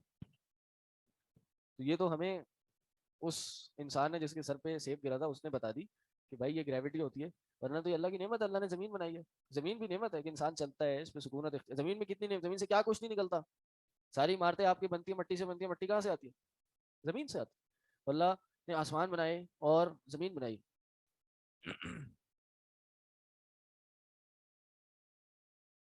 हक के साथ, हिकमत के साथ। ताला अम्मा युशरिकून, वो इससे बहुत बुलंद है जो वो शरीक बनाते हैं। जाइए, खला, अच्छा, आसमान और ज़मीन की तख्लीक के जिक्र के बाद अब इंसान की तख्लीक का जिक्र किया। लेकिन सबसे पहले किसकी तख्लीक का जिक्र किया? आसमान और ज़मीन की। क्यों जी? पहले उन्हें बनाया नहीं? ये सबसे बड़ी मखलूक़ात है अल्लाह ताला की। बड़ी इंसान के मुकाबले में या दीगर मखलूक़ात के मुकाबले में बड़ी मखलूक़ात है। कुरान की एक आयत है, लखल्कुस समावाति वल अर्द अकबरु मिन खल्किन नासी। ये इंसानों की तख्लीक से ज्यादा बड़ी है। फिर इंसान का जिक्र किया कि इंसान को पैदा किया। खलक़ल इंसान मिन नुतफतिन फ़इज़ा हुवा खसीमुम मुबीन। इंसान को पैदा किया नुतफे से, बस इज़ा, अचानक। इज़ा यहाँ माना इसके अचानक, इज़ा हुआ कि वो खसीमुम मुबीन, वाज़े झगड़ालू इंसान बन गया। यानी इसके दो माने। एक कि अल्लाह ने इंसान को एक नुतफे से, यानी एक गंदे पानी के कतरे से पैदा किया कि जिसका जिक्र करते हुए भी वो शायद शर्माए या लफ्ज़ ही इस्तेमाल ना करे कि वो किस चीज़ से पैदा हुआ है, कि इंसान को अल्लाह ने इस चीज़ से बनाया। और देखो ये इंसान कैसे एकदम झगड़ालू हो गया। जब इसको इसके मिजाज के खिलाफ कोई बात गई तो इसने वो अपनी जो पहली तख्लीक थी उसको नहीं सोचा कि भाई ये तो एक गंदे कतरे की पैदाइश है, इसकी इब्तिदा कहाँ से हुई है। तब इसने ये नहीं सोचा, एकदम ही ऐसा हो गया। Number one. दूसरा माना यह है कि भाई इसमें भी अल्लाह की कमाल खलकत की दलील है। वो क्या? कि अल्लाह ने इंसान को इस पानी के कतरे से बनाया। और देखो अल्लाह की कुदरत क्या है कि पानी के कतरे से बनने वाली हस्ती आज इतनी इस काबिल हो गई कि अपने दिफा के लिए और दूसरे के दिफा के लिए लड़ मरने के लिए तैयार। इतनी ताकत उसके जिस्म में भी आ गई, उसके जहन में भी इतनी कुव्वत आ गई कि अब वो क्या करने को तैयार है? वो लड़ने को तैयार है। वो क्या थी, किस मरहले से गुजरी, अब जाके उसके हाथ पांव आए और इतनी मजबूती उसके अंदर आ गई कि अब वो लड़ने के काबिल हो गया। है कि नहीं अल्लाह की कमाल खलकत इसमें? बहरहाल लड़ना नहीं चाहिए, लेकिन यही इस बात का मैसेज है कि इंसान के अंदर ही सिफत आ गई है, ये अल्लाह ने बना दी है, फितरतन भी आती है। जी, खसीम, झगड़ालू। खसीम का माना तो झगड़ालू है, ठीक है। ये मुबालगे का सीगा है खसम से, झगड़ने वाला, झगड़ा करने वाला।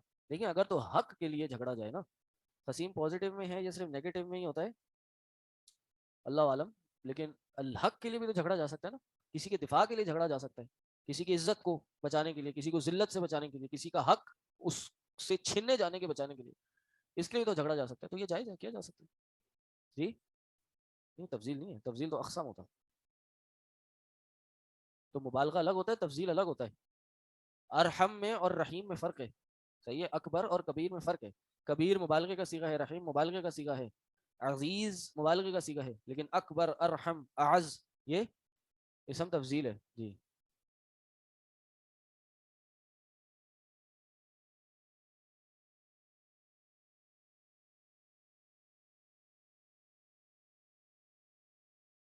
یہی بات ہے, یہی پہلا معنی یہی ہے کہ دیکھو انسان کو ہم نے کس چیز سے بنایا تھا اور اب دیکھو یہ کیا ہو گیا. یعنی اس نے اپنی اصل جو حقیقت تھی وہی بھلا دی.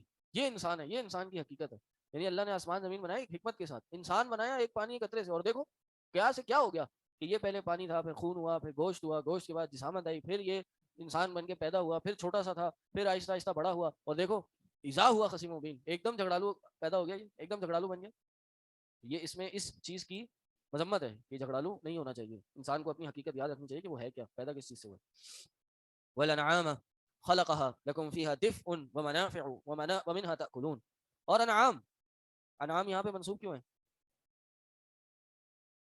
مبتدا ہے نا بھائی, جملے کے شروع میں آ رہا ہے. ہاں عطف ہے کس پہ؟ عطف کس پر ہے؟ انسان پر عطف ہے کہ خلق الانسان والانعام, انسان کو پیدا کیا اور انعام کو پیدا کیا. والانعام خلقها, اور یہ بھی ہو سکتا ہے کہ یہ وہی ہو, میں نے ایک بار پہلے بتایا تھا نا آپ کو, وہی کہ جملے کے شروع میں جو وہ منصوب آ جاتا ہے علی شریطۃ التفسیری ما ازمر عاملہ علی شریطۃ التفسیری. اصل تھا یہ خلق الانعام خلقها, صحیح, تو خلقہ کو بیچ سے حذف کر دیا. سمجھ آیا ٹھیک ہے, نہ سمجھ آیا کوئی بات نہیں, زیادہ زور لگانے کی ضرورت نہیں. آگے چلیں. والانعام خلقها, اور انعام کو پیدا کیا, لکم فیہا, تمہارے لیے اس میں دفء ہے, کیا ہے؟ دفء, گرمی کا سامان, دفء گرمی کا سامان. یعنی انعام کو پیدا کیا, اس میں تمہارے لیے بہت بڑی نعمت یہ ہے کہ ان کی چمڑوں سے تم اپنے لیے گرمی کا سامان لیتے ہو, یعنی وول لیدر لیتے ہو, اور اس کو اپنے لیے اپنے آپ کو سردی سے بچانے کی کوشش کرتے ہو. یہ تمہارے لیے پیدا کیا. ومنافع, اور کئی اور نفع بخش چیزیں, کئی اور فائدے کی چیزیں پیدا کی. کون سی فائدے کی چیزیں؟ یعنی یہ انعام جو ہیں ان میں تم سواری کرتے ہو, ان سے ہل چلاتے ہو, ان کو ان کی نسل بڑھاتے ہو, ان کو بیچتے ہو, ان سے تم پیسے کماتے ہو. کھانے پینے کا بعد میں ذکر آ رہا ہے, لیکن منافع کیا ہے؟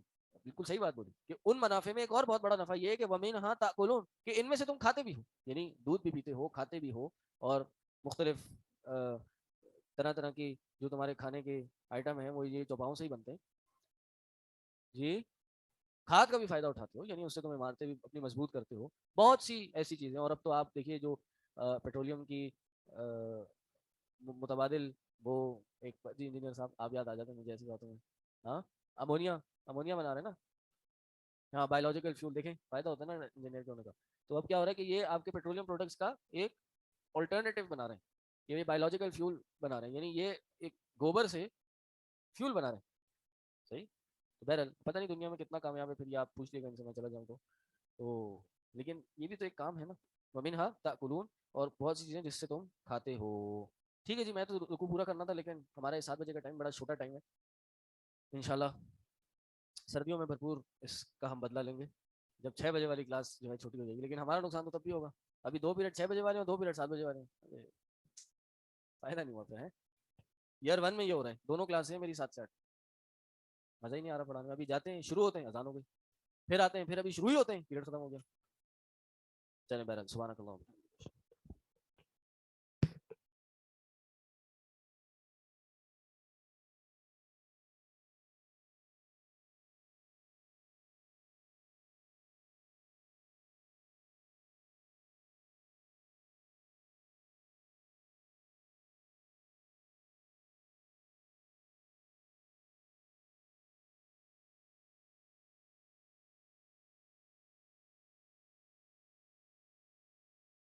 السلام علیکم ورحمۃ اللہ وبرکاتہ. الحمد للہ رب العالمین, والصلاة والسلام على أشرف الأنبياء والمرسلين نبينا محمد وعلى آله وصحبه أجمعين أما بعد فأعوذ بالله من الشيطان الرجيم بسم الله الرحمن الرحيم رب اشرح لي صدري ويسر لي أمري واحلل عقدة من لساني يفقهوا قولي. حدیث کی دو قسمیں تھیں، ایک مقبول اور دوسری مردود. اور جو احادیث مردود ہوتی ہیں، جن احادیث کو رد کیا جاتا ہے، جن احادیث کو قبول نہیں کیا جاتا، تو اس کے پیچھے بنیادی طور پر دو سبب ہوتے ہیں. ایک سبب ہوتا ہے حدیث کی سند میں انقطاع، کہ حدیث کی جو سند ہے وہ ٹوٹی ہوئی ہو. اور دوسرا جو سبب ہوتا ہے وہ یہ کہ حدیث کی سند میں جو راوی ہیں ان راویوں پر علماء نے جرح کی ہو، ان پر طعن کیا ہو. تو حدیث کی سند جو ٹوٹی ہوئی ہوتی ہے وہ دو طرح کی ہوتی ہے، کبھی تو ظاہری اور کبھی اس کے اندر جو انقطاع ہوتا ہے وہ چھپا ہوا ہوتا ہے، انقطاع مخفی ہوتا ہے. تو حدیث کی سند میں اگر انقطاع ظاہری ہو تو اس کی چار قسمیں ہوتی ہیں، اور اگر حدیث کی سند میں انقطاع چھپا ہوا ہو تو یہاں پر آپ کی سہولت کے لیے انہوں نے دو قسمیں ذکر کی ہیں. ایک ہے السقط الخفی، یا ایک ہے التدلیس، اور دوسرا ہے المرسل الخفی. تو التدلیس، اور پھر اس کے بعد اس کی علماء نے جو اقسام ذکر کی ہیں، تدلیس الاسناد، تدلیس الشیوخ اور المرسل الخفی. تدلیس الاسناد اور تدلیس الشیوخ دونوں ایک دوسرے سے ملتی جلتی ہیں. تدلیس الاسناد یہ ہوتی ہے کہ راوی اپنے شیخ کو حذف کر دیتا ہے اور اپنے شیخ کے شیخ سے روایت کرتا ہے، یا کسی اور ہم اثر راوی سے روایت کرتا ہے کہ جس سے اس کی ملاقات تو ثابت ہوتی ہے لیکن اس سے اس کا احادیث سننا ثابت نہیں ہوتا. اور تدلیس الشیوخ یہ ہے کہ وہ اپنے شیخ سے ہی روایت کرتا ہے لیکن شیخ کو اندھیرے میں رکھ دیتا ہے. وہ اس طریقے سے کہ شیخ کا نام تبدیل کر دیتا ہے، شیخ کی کنیت تبدیل کر دیتا ہے، یا کوئی ایسا لفظ ذکر کر دیتا ہے کہ جس سے شیخ معروف نہیں ہوتا. اس کے پیچھے اس کا مقصد یہ ہوتا ہے تاکہ شیخ پہچانا نہ جائے. تو یہ ہے تدلیس الاسناد اور تدلیس الشیوخ. اور تیسری قسم میں مرسل خفی. مرسل خفی یہ ہم نے پڑھ لیا تھا تدلیس الشیوخ.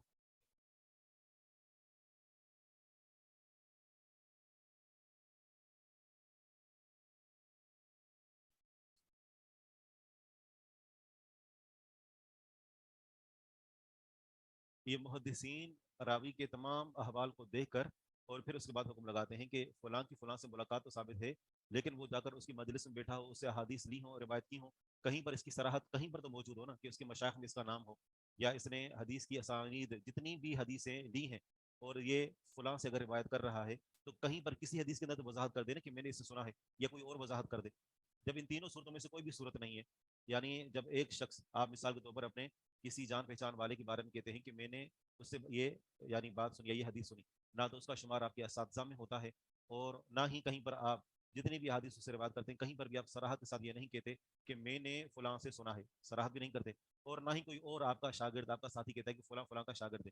جب کہیں پر وضاحت ہے ہی نہیں تو اس کا معنی یہ ہے کہیں نہ کہیں گئے تو گڑبڑ ہے، کہیں نہ کوئی تو مسئلہ خراب ہے. کہ جب آپ کسی سے روایت کرتے ہیں اور کہیں ایک مرتبہ آپ یہ نہیں کہتے کہ میں نے اس سے سنا ہے، تو پھر یہ راویوں کے احوال کو دیکھ کر اور پھر حکم لگایا جاتا ہے. صاحب آواز بہت کم آ رہی ہے، آواز کم ہے. حدیث کی سند اگر مخفی طور پر اس کے اندر سخت ہو تو اس کی تین قسمیں یہاں ذکر کی ہیں. ایک ہے تدلیس الاسناد اور دوسرا تدلیس الشیوخ. تدلیس کا معنی ہم نے پڑھ لیا تھا کہ تدلیس کا معنی ہوتا ہے عیب کو چھپانا یا اندھیرے میں رکھنا. اور آگے اس کی دو قسمیں تھیں. تدلیس الاسناد یہ ہے کہ راوی اپنے شیخ کو حذف کر دے اور اپنے شیخ کے شیخ سے روایت کرے، یا کسی ایسے ہم اثر سے روایت کرے کہ جس سے اس کی ملاقات تو ثابت ہو لیکن اس محدث کا اس سے روایتیں لینا ثابت نہ ہو. اور تدلیس الشیوخ یہ ہے ہوا ان یذکر الراوی شیخہ، وہ یہ ہے کہ راوی اپنے شیخ کو ذکر کرے، شیخ کو حذف نہیں کرتا، شیخ کو ذکر کرتا ہے، لیکن بما ایسی چیز کے ساتھ، ہوا وہ یہ ہے ان یذکر الراوی، یہ کہ راوی ذکر کرے شیخہ اپنے شیخ کو، بما ایسی چیز کے ساتھ لم یشتہر بھی، کہ جس کے ساتھ شیخ مشہور نہیں ہے، عند الناس لوگوں کے پاس. مثال کے طور پر اسم کنیت لقب صفت، اس کا نام ذکر کرے یا اس کی کنیت یا اس کا لقب یا اس کی صفت، لیکن ان میں سے کسی بھی چیز کے ساتھ کہ جس کے ساتھ وہ ذکر کر رہا ہے وہ مشہور و معروف نہیں ہے. اگر ہم ان دونوں قسموں کو اپنے سامنے رکھیں، تدلیس الاسناد اور تدلیس الشیوخ، ہیں تو دونوں کام غلط، کہ وہ راوی دوسروں کو اندھیرے میں رکھ رہا ہے. کیسے کہ پہلی جو تدریس الاسناد ہے اس میں تو اپنے شیخ کو ہی حذف کر رہا ہے اور تدریس الشیوخ میں اپنے شیخ کو مبہم طریقے سے پیش کر رہا ہے تاکہ اس کو پہچانا نہ جائے. ان دونوں میں سے زیادہ قبیح قسم کون سی ہے, بری قسم کون سی ہے, تدریس الاسناد یا تدریس الشیوخ؟ میں یہ نہیں کہہ رہا دونوں میں سے کون سی اچھی ہے, دونوں بری ہیں, لیکن زیادہ بری کون سی ہے؟ نہیں, تدلیس الاسناد زیادہ بری ہے کیونکہ وہاں پر اس نے اس کو حذف کر دیا. یہاں چلو ذکر تو کر رہا ہے لیکن نام تبدیل کر رہا ہے, اور نام تبدیل کرنے کے پیچھے کچھ وجوہات ہوتی ہیں. مثلا کیا وجہ ہو سکتی ہے کہ ایک استاد, ایک شاگرد اپنے استاد کے نام کو تبدیل کر دے, یا اس کی کنیت کو, یا جس سے وہ مشہور ہے اس شہرت والے نام کو تبدیل کر کے کوئی اور نام ذکر کر دے.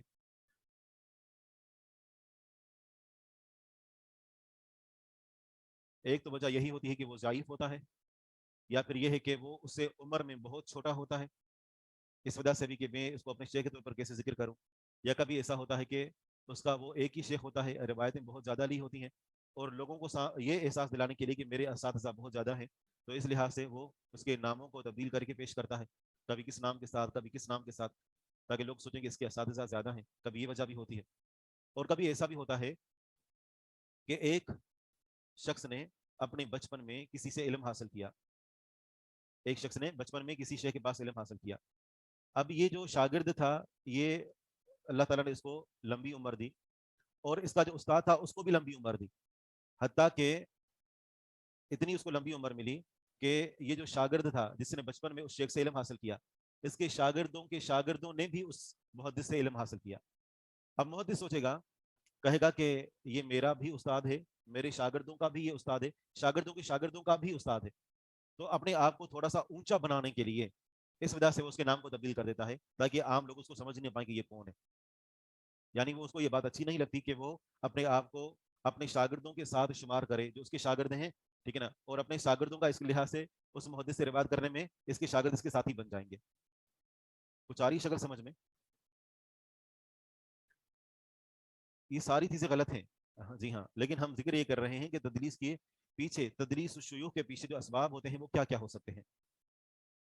اچھا, اگر کسی راوی کے بارے میں پتہ چل جائے کہ یہ تدلیس کرتا ہے, ٹھیک ہے نا, تدلیس الاسناد کرتا ہے یا تدلیس الشیوخ کرتا ہے, دونوں کو اپنے ذہنوں کے اندر رکھیں. تدلیس الاسناد میں حذف ہوتا ہے اور تدلیس الشیوخ میں نام تبدیل کیا جاتا ہے. کیا ایسے شخص کی روایت کو قبول کیا جائے گا؟ جی,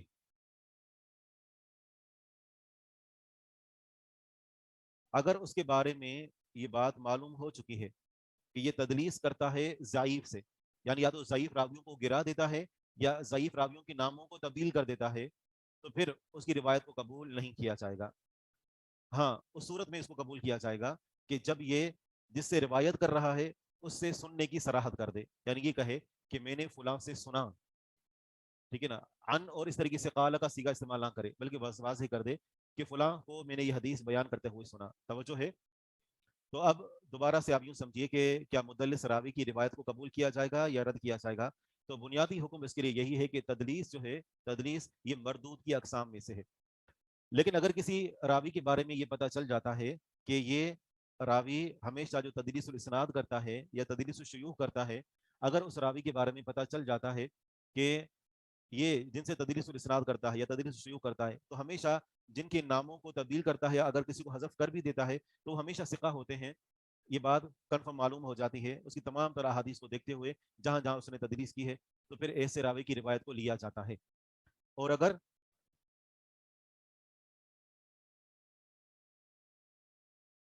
آپ الجھا رہے ہیں بات کو, پہلے بات کو دوبارہ سمجھیں, بلکہ دوبارہ تو سمجھا دیا, تیسری بار سمجھیں. اگر ایک محدث کے بارے میں یہ بات معلوم ہو جاتی ہے کہ یہ غیر ثقہ راویوں سے تدلیس کرتا ہے, یعنی ضعیف راویوں سے تدلیس الاسناد کرتا ہے یا تدلیس الشیوخ کرتا ہے, تو اس کی روایت کو قبول نہیں کیا جائے گا, الا یہ کہ وہ واضح کر دے, وضاحت کر دے کہ اس نے یہ روایت فلاں سے سنی ہے. اب اتنا بس کافی ہے, اتنا سمجھ لیں, وہ اسی ہی کے اندر ہے. اگر وہ عن سے روایت کرتا ہے یا قال سے روایت کرتا ہے اور شبہ بھی ہے کہ یہ تدریس بھی کرتا رہتا ہے, تو اب معلوم نہیں کہ یہ اس نے اس سے سنا ہے کہ نہیں سنا, تو لہذا تدریس کرنے والا جب تک جو ہے وہ وضاحت نہیں کر دیتا کہ اس نے فلاں سے سنا ہے, تب تک اس کی روایت قبول نہیں کی جاتی. رہی نہیں تو پھر قبول کی جائے گی. جی ہاں، وہ روایت قبول اس طریقے سے کی جائے گی کہ جس سے وہ روایت کر رہا ہے وہ بھی قابل اعتماد ہو، یہ مطلب ہے.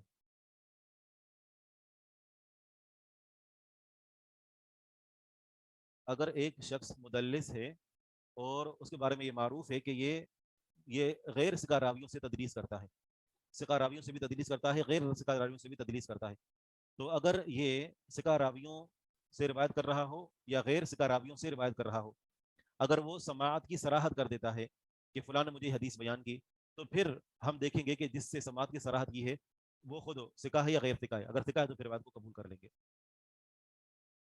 جی، اگر ثقہ سے روایت کرتا ہے تو پھر قبول کی جائے گی. قاعدۃ المدلسین، اب مدلسین کے بارے میں قاعدہ وہ یہ ہے، من عرف بالتدلیس، جو شخص تدلیس کرنے میں معروف ہے، ان غیر ثقات، غیر ثقہ راویوں سے، ناقابل اعتماد راویوں سے بھی تدلیس کرتا ہے، یعنی تدلیس الاسناد کرتا ہے یا تدلیس الشیوخ کرتا ہے. جس شخص کے بارے میں بات معروف ہو جائے کہ وہ غیر ثقہ راویوں سے بھی تدلیس کرتا رہتا ہے، لم يقبل حدیثہ، اس کی حدیث قبول نہیں کی جائے گی، حتی یصرح بالسماع، یہاں تک کہ وہ سماعت کی صراحت کر دے. اگر وہ سماعت کی صراحت کر دیتا ہے اور کہتا ہے کہ میں نے فلاں سے سنا، تو اب فوراً اس کی بات قبول کی جائے گی؟ نہیں، ابھی بھی دیکھا جائے گا کہ جس سے اس نے سنا ہے وہ خود ثقہ ہے کہ نہیں ہے. اگر ثقہ ہے، سماعت کی صراحت کر دیتا ہے، تو اب اس کی روایت کو قبول کیا جائے گا. یہ ماحول ہر ایک کلاس کے اندر ہوتا ہے، یہ باتیں ہو رہی ہوتی ہیں اور کوئی پڑھا رہا ہوتا ہے، یہ ہر کلاس میں یوں چلتا رہتا ہے اور کسی کلاس میں نہیں دکھا. آ رہی بات سمجھ میں؟ یعنی ہم پڑھا رہے ہوتے ہیں یا کوئی استاد آ کر پڑھا رہا ہوتا ہے تو یوں باتیں ہو رہی ہوتی ہیں، بالخصوص خواتین میں الجھن نہیں ہوتی آپ لوگوں کو، یا جو پڑھنے والی ہیں، میں نے پہلے بھی تنبیہ کی تھی. ایسا ہر کلاس میں ہوتا ہے، جس شیخ طاہا آئے، شیخ عدیل آئے، چل رہا ہوتا ہے ماحول، سب چل رہا ہے. جی ہاں، یعنی مجھے یہ آج تک سمجھ نہیں آیا اس کلاس کے اندر آ کر ایسی کیا باتیں ہو رہی ہوتی ہیں کہ ترجمہ پڑھا رہا ہوتا ہے اور دو آپس میں باتیں کریں، کیا سمجھیں گے وہ؟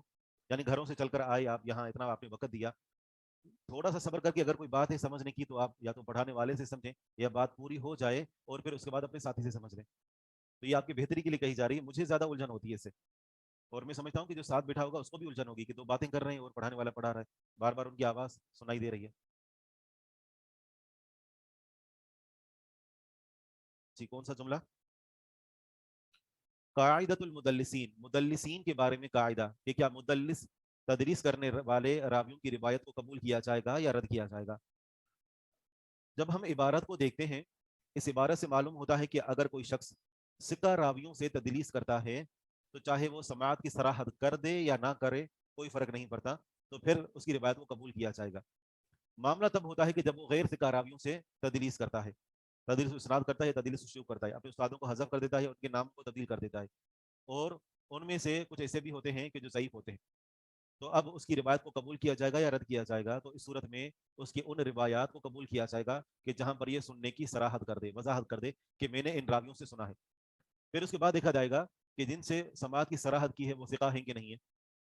بہرحال اس کے لیے حکم یہ ہوا کہ اس روایت کو ابتداءً ابھی قبول کیا جائے گا کیونکہ اس نے صراحت کر دی ہے. اب تیسری قسم جو تدلیس کی ہے وہ ہے مرسل خفی.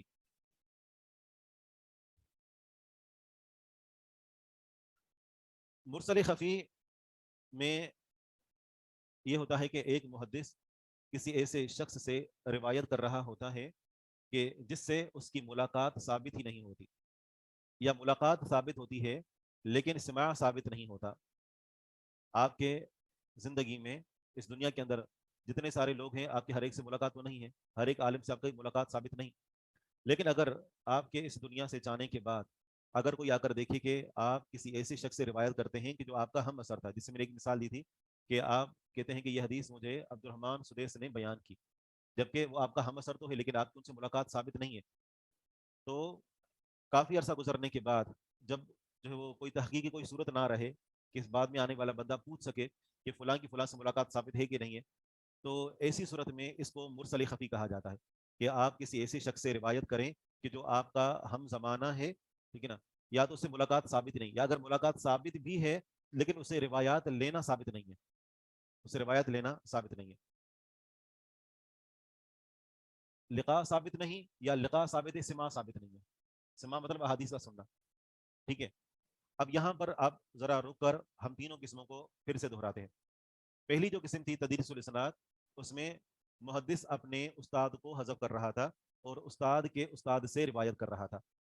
استاد کے استاد سے جب وہ روایت کر رہا تھا تو ضروری تھا اس کے لیے کہ جو استاد کا استاد ہے تو یہ جو شاگرد، یہ جو محدث ہے، کم از کم یا تو اس سے ملا ہوا ہوتا ہے یا اس کا ہم اثر ہوتا ہے. صحیح ہے. اور یہاں پر تدلیس جو ہے وہ شیوخ تو آسان ہے کہ نام تبدیل کر دیتا ہے. مرسل خفی میں اور تدلیس، مرسل خفی میں تدلیس اسناد میں کیا فرق ہے؟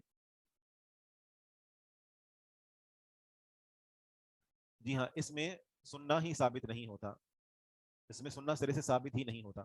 یا تو ملاقات ہی ثابت نہیں ہوتی یا ملاقات ثابت ہوتی لیکن سننا ثابت نہیں ہوتا. جبکہ تدلیس الاسناد کے اندر جو ہوتا ہے وہ ملاقات ثابت ہوتی ہے. اور اسی طرح ملاقات کے علاوہ کچھ احادیث سننا بھی ثابت ہوتا ہے، لیکن جن روایت میں وہ تدلیس کر رہا ہوتا ہے وہ روایت سننا ثابت نہیں ہوتا. جس سے میں نے آپ کو کلاس کی مثال دی تھی. کلاس میں سے آپ نہیں تھے اور دوسرے دن آ گئے اور آپ نے اپنے ساتھی سے احادیث اپنے استاد سے ساتھی کے توسط سے سنی. آ رہی سمجھ؟ المرسل الخفی،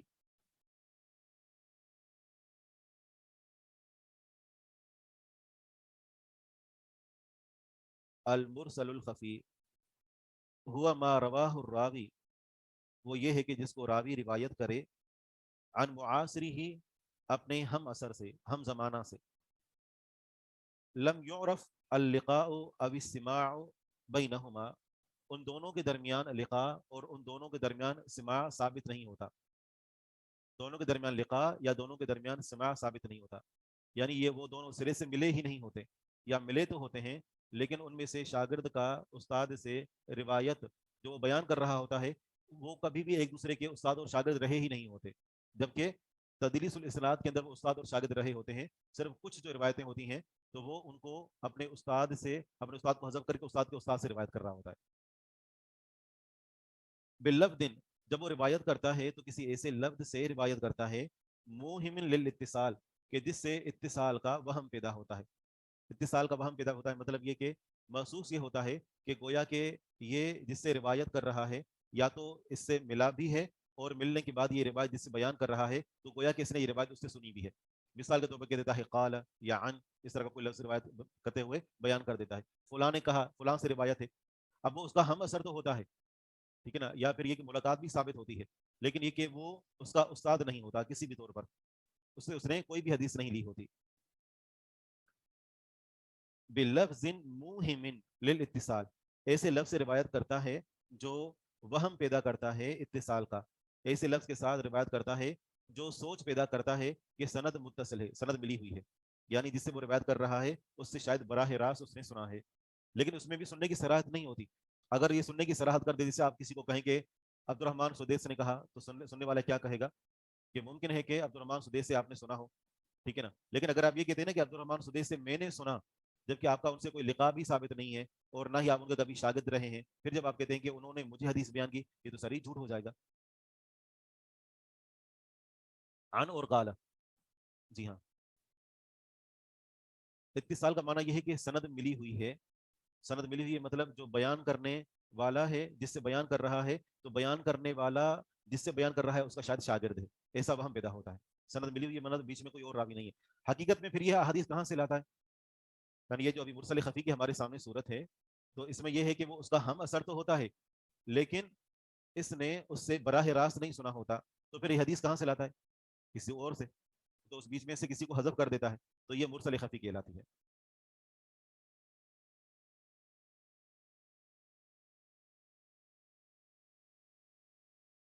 ملاقات اسی ہی کو کہتے ہیں. جی ہاں، یہ ملاقات کا مطلب یہ نہیں کہ باقاعدہ اس کو گلے ملیں اور ہاتھ وغیرہ ملائیں، نہیں، مطلب سامنے بیٹھا ہو. ہاں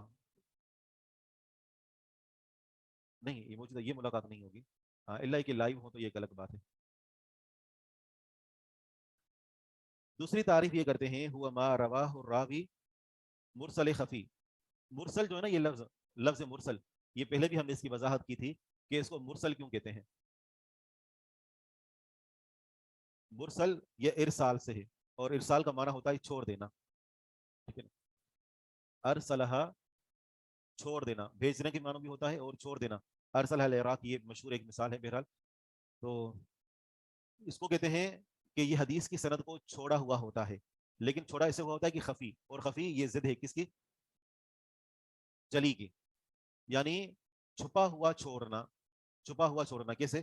کہ یہاں پر جس سے وہ روایت کر رہا ہوتا ہے وہ اس کا ہم اثر ہوتا ہے، ہم اثر ہوتا ہے، لیکن اسے لقاء ثابت ہی نہیں ہوتا، یا لقاء ثابت ہوتا ہے، ملاقات ثابت ہوتی ہے، لیکن سماع ثابت نہیں ہوتا. تو یہ بیچ میں گویا کہ حدیث چھوڑی ہوئی ہے، اور چھوڑی ہوئی اس طریقے سے کہ وہ چھپی ہوئی ہے، اور بیچ میں سے کون راوی ہے پتہ ہی نہیں ہے. یہ کیسے پتہ چلے گا کہ یہ اس کا ہم اثر تو لیکن سنا نہیں ہے؟ ظاہری بات ہے یہ بعد میں آنے والے جب اس کے حالات کو دیکھتے ہیں کہ فلاں فلاں جگہ پر گیا تھا، یا فلاں اس کا جس سے روایت کر رہا ہے وہ اس کے ساتھ آ کر ملا تھا، اچھا ملاقات اگر ثابت ہے تو کیا اس نے باقاعدہ اسے شاگردی اختیار کی ہے، کسی اور نے اس کی صراحت کر دی ہے، یہ راوی خود ہی بتا دیتا ہے. دوسری تعریف ذکر کر رہے ہیں، ہوا ما رواہ الراوی. مرسل خفی وہ ہے کہ جس حدیث کو راوی روایت کرے عمن اس شخص سے، لقیہ کہ جس سے وہ ملا ہو، او عاصرہ یا اس کا ہم اثر ہو، ولم یسمع منہ اور اس سے وہ حدیث سنی نہ ہو، وہ حدیث کیا کوئی بھی حدیث نہ سنی ہو. ٹھیک ہے نا. مرسل خفی میں شاگرد نے جس کو وہ استاد کے طور پر پیش کر رہا ہوتا ہے اسے کوئی حدیث نہیں سنی ہوتی، جبکہ تدریس الاسناد کے اندر کچھ احادیث سنی ہوئی ہوتی ہیں، اور کچھ میں جن میں تدریس کر رہا ہوتا ہے وہ احادیث نہیں سنی ہوتی، اور بیچ میں سے استاد کو حذف کر کے اور روایتیں اپنے شیخ کی طرف منسوب کر دیتا ہے. یہاں پر بھی یہ باللفظ کسی ایسے لفظ کے ساتھ روایت کرتا ہے اپنے ہم اثر سے، یحتمل السماع سماع کے جس میں سماع کا احتمال ہوتا ہے، شک ہوتا ہے کہ شاید اس نے اسے سنا ہے.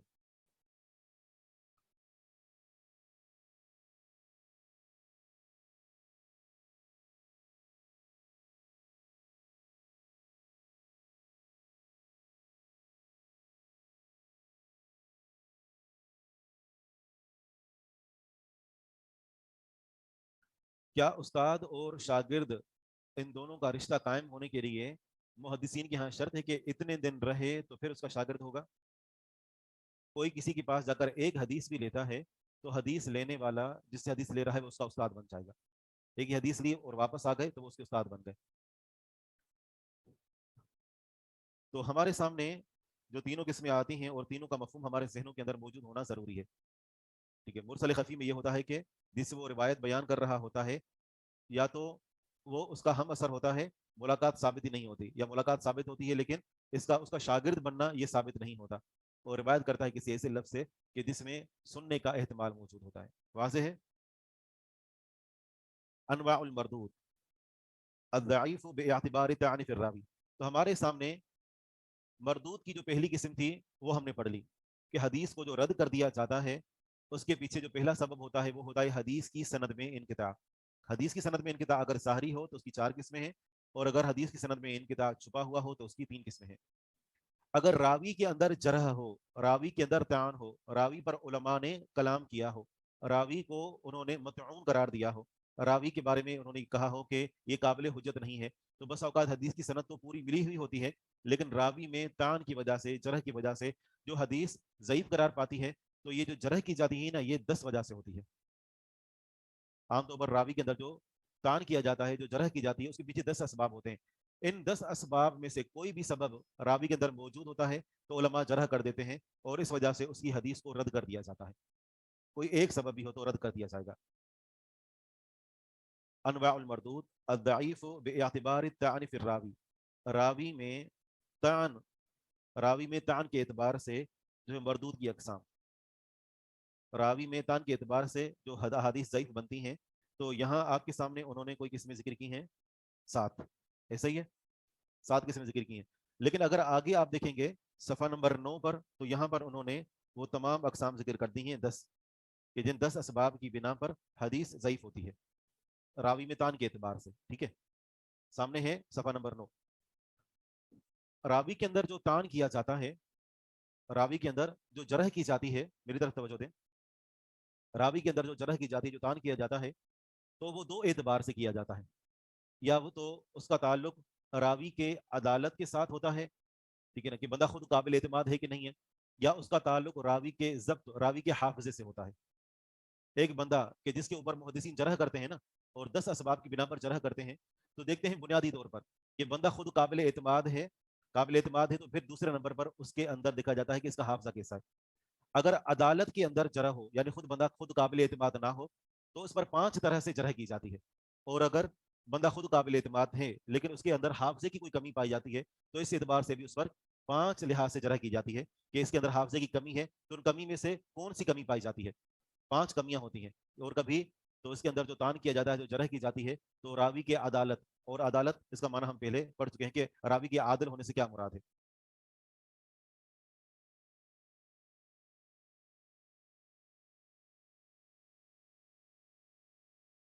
नहीं, उसके अंदर हाफजा कम होता है, कमजोर नहीं होता।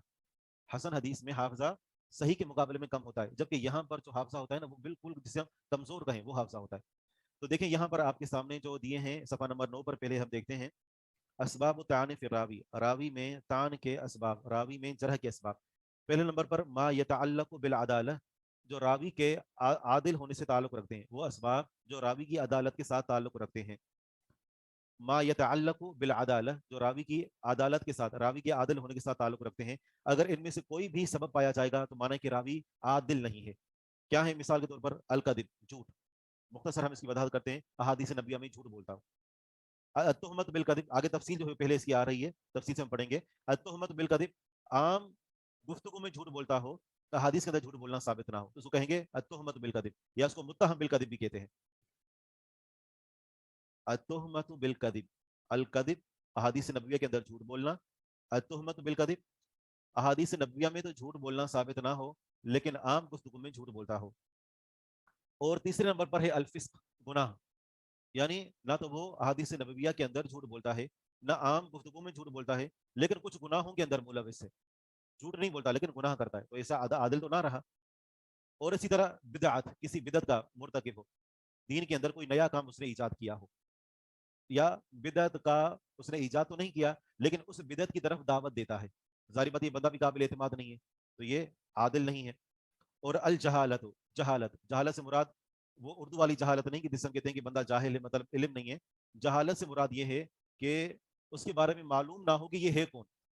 हदीस की सनद के अंदर कुछ रावी ऐसे भी पाए गए हैं कि जिनके बारे में पता ही नहीं है कि ये रावी है कौन। इसके ऊपर उलमा ने जरह की है, तादील की है, किसी ने इसको सिका करार दिया है, या किसी ने कहा कि ज़ईफ है, कुछ भी उसके बारे में वारिद ही नहीं होता। अगर ऐसा रावी आता है तो फिर भी मुहद्दिसीन कहते हैं कि अब इस हदीस के अंदर एक रावी पाया जाता है जो मजहूल है, गैर मारूफ है, तो लिहाजा उस वजह से उसकी रिवायत को भी रद्द कर दिया जाता है। इसका बिदअत, सही, ये लफ्ज होता है बिदअत, सही है, उसको हम बस औकात बिदअत बोल देते हैं, तो ये लफ्ज बिदअत होता है। और बिदअत का माना होता है दीन के अंदर कोई नया काम ईजाद करना। तो ये हम आगे तफसील से पढ़ेंगे कि बिदअत की 2 किस्में होती हैं, ठीक है ना, तो ये हम तफसील से पढ़ेंगे, सिर्फ हम इनका माना हम देख रहे हैं। और जहालत का माना होता है कि गैर मारूफ रावी हो, ठीक है। यहाँ तक वाज़ेह है, ये 5 असबाब रावी के अदालत के साथ ताल्लुक रखते हैं। जो रावी के ज़ब्त के साथ ताल्लुक रखते हैं, तो फुहशुल गलत, फुहशुल गलत, कसरतुल गफला, अल वहम, मुखालफत सिकात, सूल हिफ्स। इनका माना यह है, फुहशुल गलत, कसरत से गलतियां करता हो, अहादीस बयान करने में कसरत से गलतियां। बंदा ठीक है, काबिल एतमाद है, बुनियादी तौर पर कोई खराबी नहीं है, लेकिन अहादीस बयान करते वो गलतियों पर गलतियां करता है। अब बंदे का अच्छा होना अपनी जगह पर, लेकिन अहादीस से गलतियां तो काबिल कबूल नहीं है, जानबूझ कर नहीं करता, बस हिफिज की वजह से।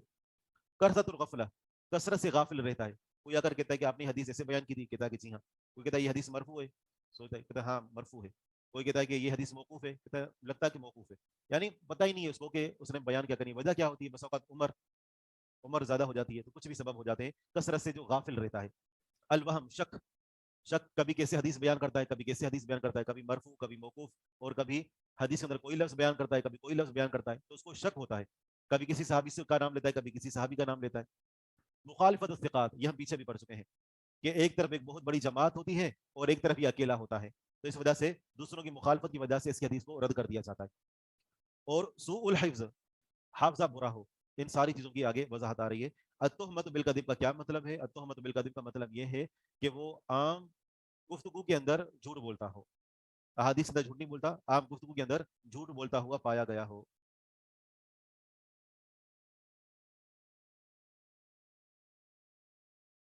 वो तो कबूल की जाएंगे, वो कबूल की जाती है जी।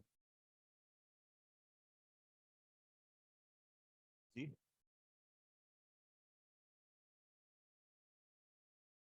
जब हम तफसील पढ़ेंगे ना तो इनके दरमियान फ़र्क वाज़ेह हो जाएगा। तो रावी के अंदर जो हदीस में, यानी हदीस को जो रद्द किया जाता है, जो दूसरा सबब है, एक तान के अलावा, हदीस में इनकिताब के अलावा रावी के अंदर तान हो, और तान 2 लिहाज से होता है, या तो रावी की अदालत के एतबार से या रावी के ज़ब्त के एतबार से। تو سب سے پہلے آتے ہیں اس حدیث کی طرف کہ جس میں راوی نے جھوٹ بولا ہو، یعنی اس نے جھوٹی حدیث بیان کی اور اس کی نسبت نبی علیہ الصلوۃ والسلام کی طرف کر دی، تو اس کو کہتے ہیں الموضوع، موضوع۔ موضوع کسے کہتے ہیں؟ یہ صفحہ نمبر 7 پر الموضوع کیا صیغہ ہے؟ اسم مفعول کا، اسم مفعول کا صیغہ ہے، وضع یضع سے دیا گیا ہے۔ موضوع کا معنی ہوتا ہے رکھی ہوئی یا گری ہوئی، رکھی ہوئی یا گری ہوئی، کیونکہ یہ حدیث من گھڑت ہوتی ہے، لہذا احادیث کے مقام سے گری ہوئی ہوتی ہے۔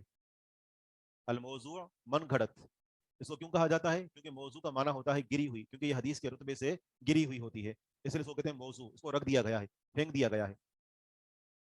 یا پھر یہ ہے کہ موضوع کا معنی ہوتا ہے کہ جس کو بنایا گیا ہے اپنے طرف سے، یعنی نبی علیہ الصلوۃ والسلام کے الفاظ نہیں ہے، اس کو وضع کیا گیا ہے، گھڑا گیا ہے، تو اس لحاظ سے بھی اس کو موضوع کہا جاتا ہے۔ یعنی موضوع کے ہمارے سامنے دو معنی آئے، ایک معنی ہوتا ہے جو گری ہوئی ہے، یا دوسرا معنی کہ جو اپنی طرف سے بنائی ہوئی ہے، گھڑی ہوئی ہے۔ هو الحدیث المکذوب علی النبی صلی اللہ علیہ وسلم، موضوع حدیث وہ ہوتی ہے کہ جو جھوٹ ہو نبی علیہ الصلوۃ والسلام پر، وفی سندہ راو کذاب، اور اس کی سند میں ایک ایسا راوی ہو کہ جو جھوٹا ہو۔ کذاب کیا صیغہ ہے؟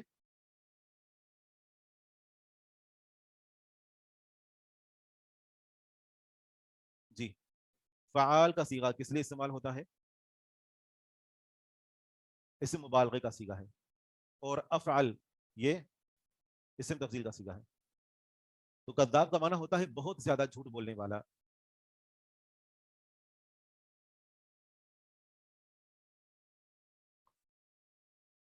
هو الحدیث المکتوب علی النبی، وہ حدیث جو جھوٹی ہو نبی علیہ الصلوۃ والسلام پر، وفی سندہ راو کذاب، اور اس کی سند میں جھوٹا راوی ہو۔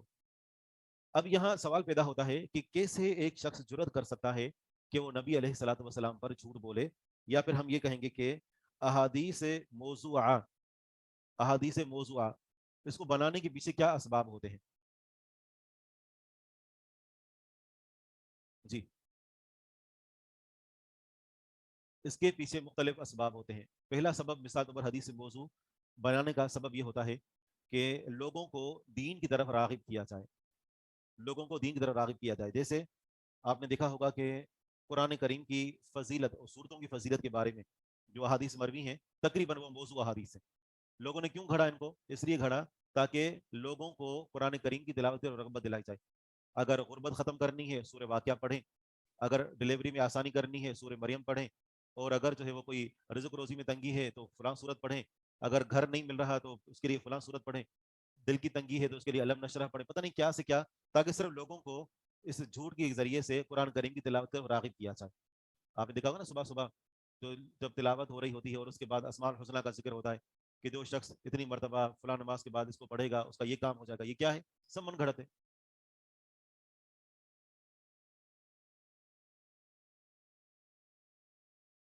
صحیح، اگر اس کی نسبت رسول اللہ صلی اللہ علیہ وسلم کی طرف ہو تو پھر تو من گھڑت ہے۔ لیکن اگر ہم سر چلیں اس کو ہم چھوڑ بھی دیں، لیکن آیات جو قرآن کریم کی صورتوں کی فضیلت کے بارے میں جو احادیث وارد ہوئی ہیں تو وہ تقریباً موضوع احادیث ہے۔ تو ایک وہ سبب یہ ہوتا ہے کہ لوگوں کو دین کی طرف جو ہے وہ یعنی مائل کرنا اللہ تعالیٰ کا قرب حاصل کرنے کے لیے۔ تو کہتے ہیں کہ ہم نبی علیہ الصلوۃ والسلام پر جھوٹ نہیں بولتے، نبی علیہ الصلوۃ والسلام کے لیے جھوٹ بولتے ہیں، یعنی آپ کی طرف دعوت دینے کے لیے۔ دوسرا سبب یہ ہوتا ہے کہ اسلام کے اندر تعان کرنے کے لیے، ایسی جھوٹی احادیث بیان کرنا کہ جس سے اسلام کے اوپر تان لازم آتا ہو کہ یہ کیسا دین ہے کہ جس کے اندر عجیب و غریب باتیں پائی جاتی ہیں۔ جی ہاں، نیت غلط ہوتی ہے۔ مثال کے طور پر ایک شخص تھا، اس نے ایک حدیث گھڑی، اور حدیث یہ تھی، حدیث آپ پر جانتے ہیں کہ لا نبی بعدی، میرے بعد کوئی نبی نہیں ہے۔ اس نے حدیث گھڑ کر یہ کہا کہ آگے آپ علیہ الصلوۃ والسلام نے فرمایا الا ان یشاء اللہ، مگر یہ کہ اللہ چاہے، میرے بعد کوئی نبی نہیں ہے الا یہ کہ اللہ تعالیٰ چاہے۔ تو یہ کیا کیا اس نے؟ ظاہر بات ہے حدیث کے آگے آگے ایک جھوٹا لفظ لگا دیا تاکہ نبوت کے جھوٹے دعوے داروں کے سامنے دروازہ کھول سکے۔ تو یہ ایک وجہ ہوتی ہے۔ اور تیسری وجہ یہ ہوتی ہے کہ حکمرانوں کا قرب حاصل کرنے کے لیے، اگر حکمران رافضی ہے تو اس کے جو وہ رافضیت کی فضیلت میں، اور اگر کسی اور مذہب کا ماننے والا ہے تو اس حساب سے، یعنی سیاسی یا حکمرانوں کا قرب حاصل کرنے کے لیے احادیث گھڑی جاتی ہیں۔ ایک جس طریقے سے ایک شخص تھا اور وہ حکمرانوں کا قرب حاصل کرتا تھا جس کا نام تھا غیاث مہدی.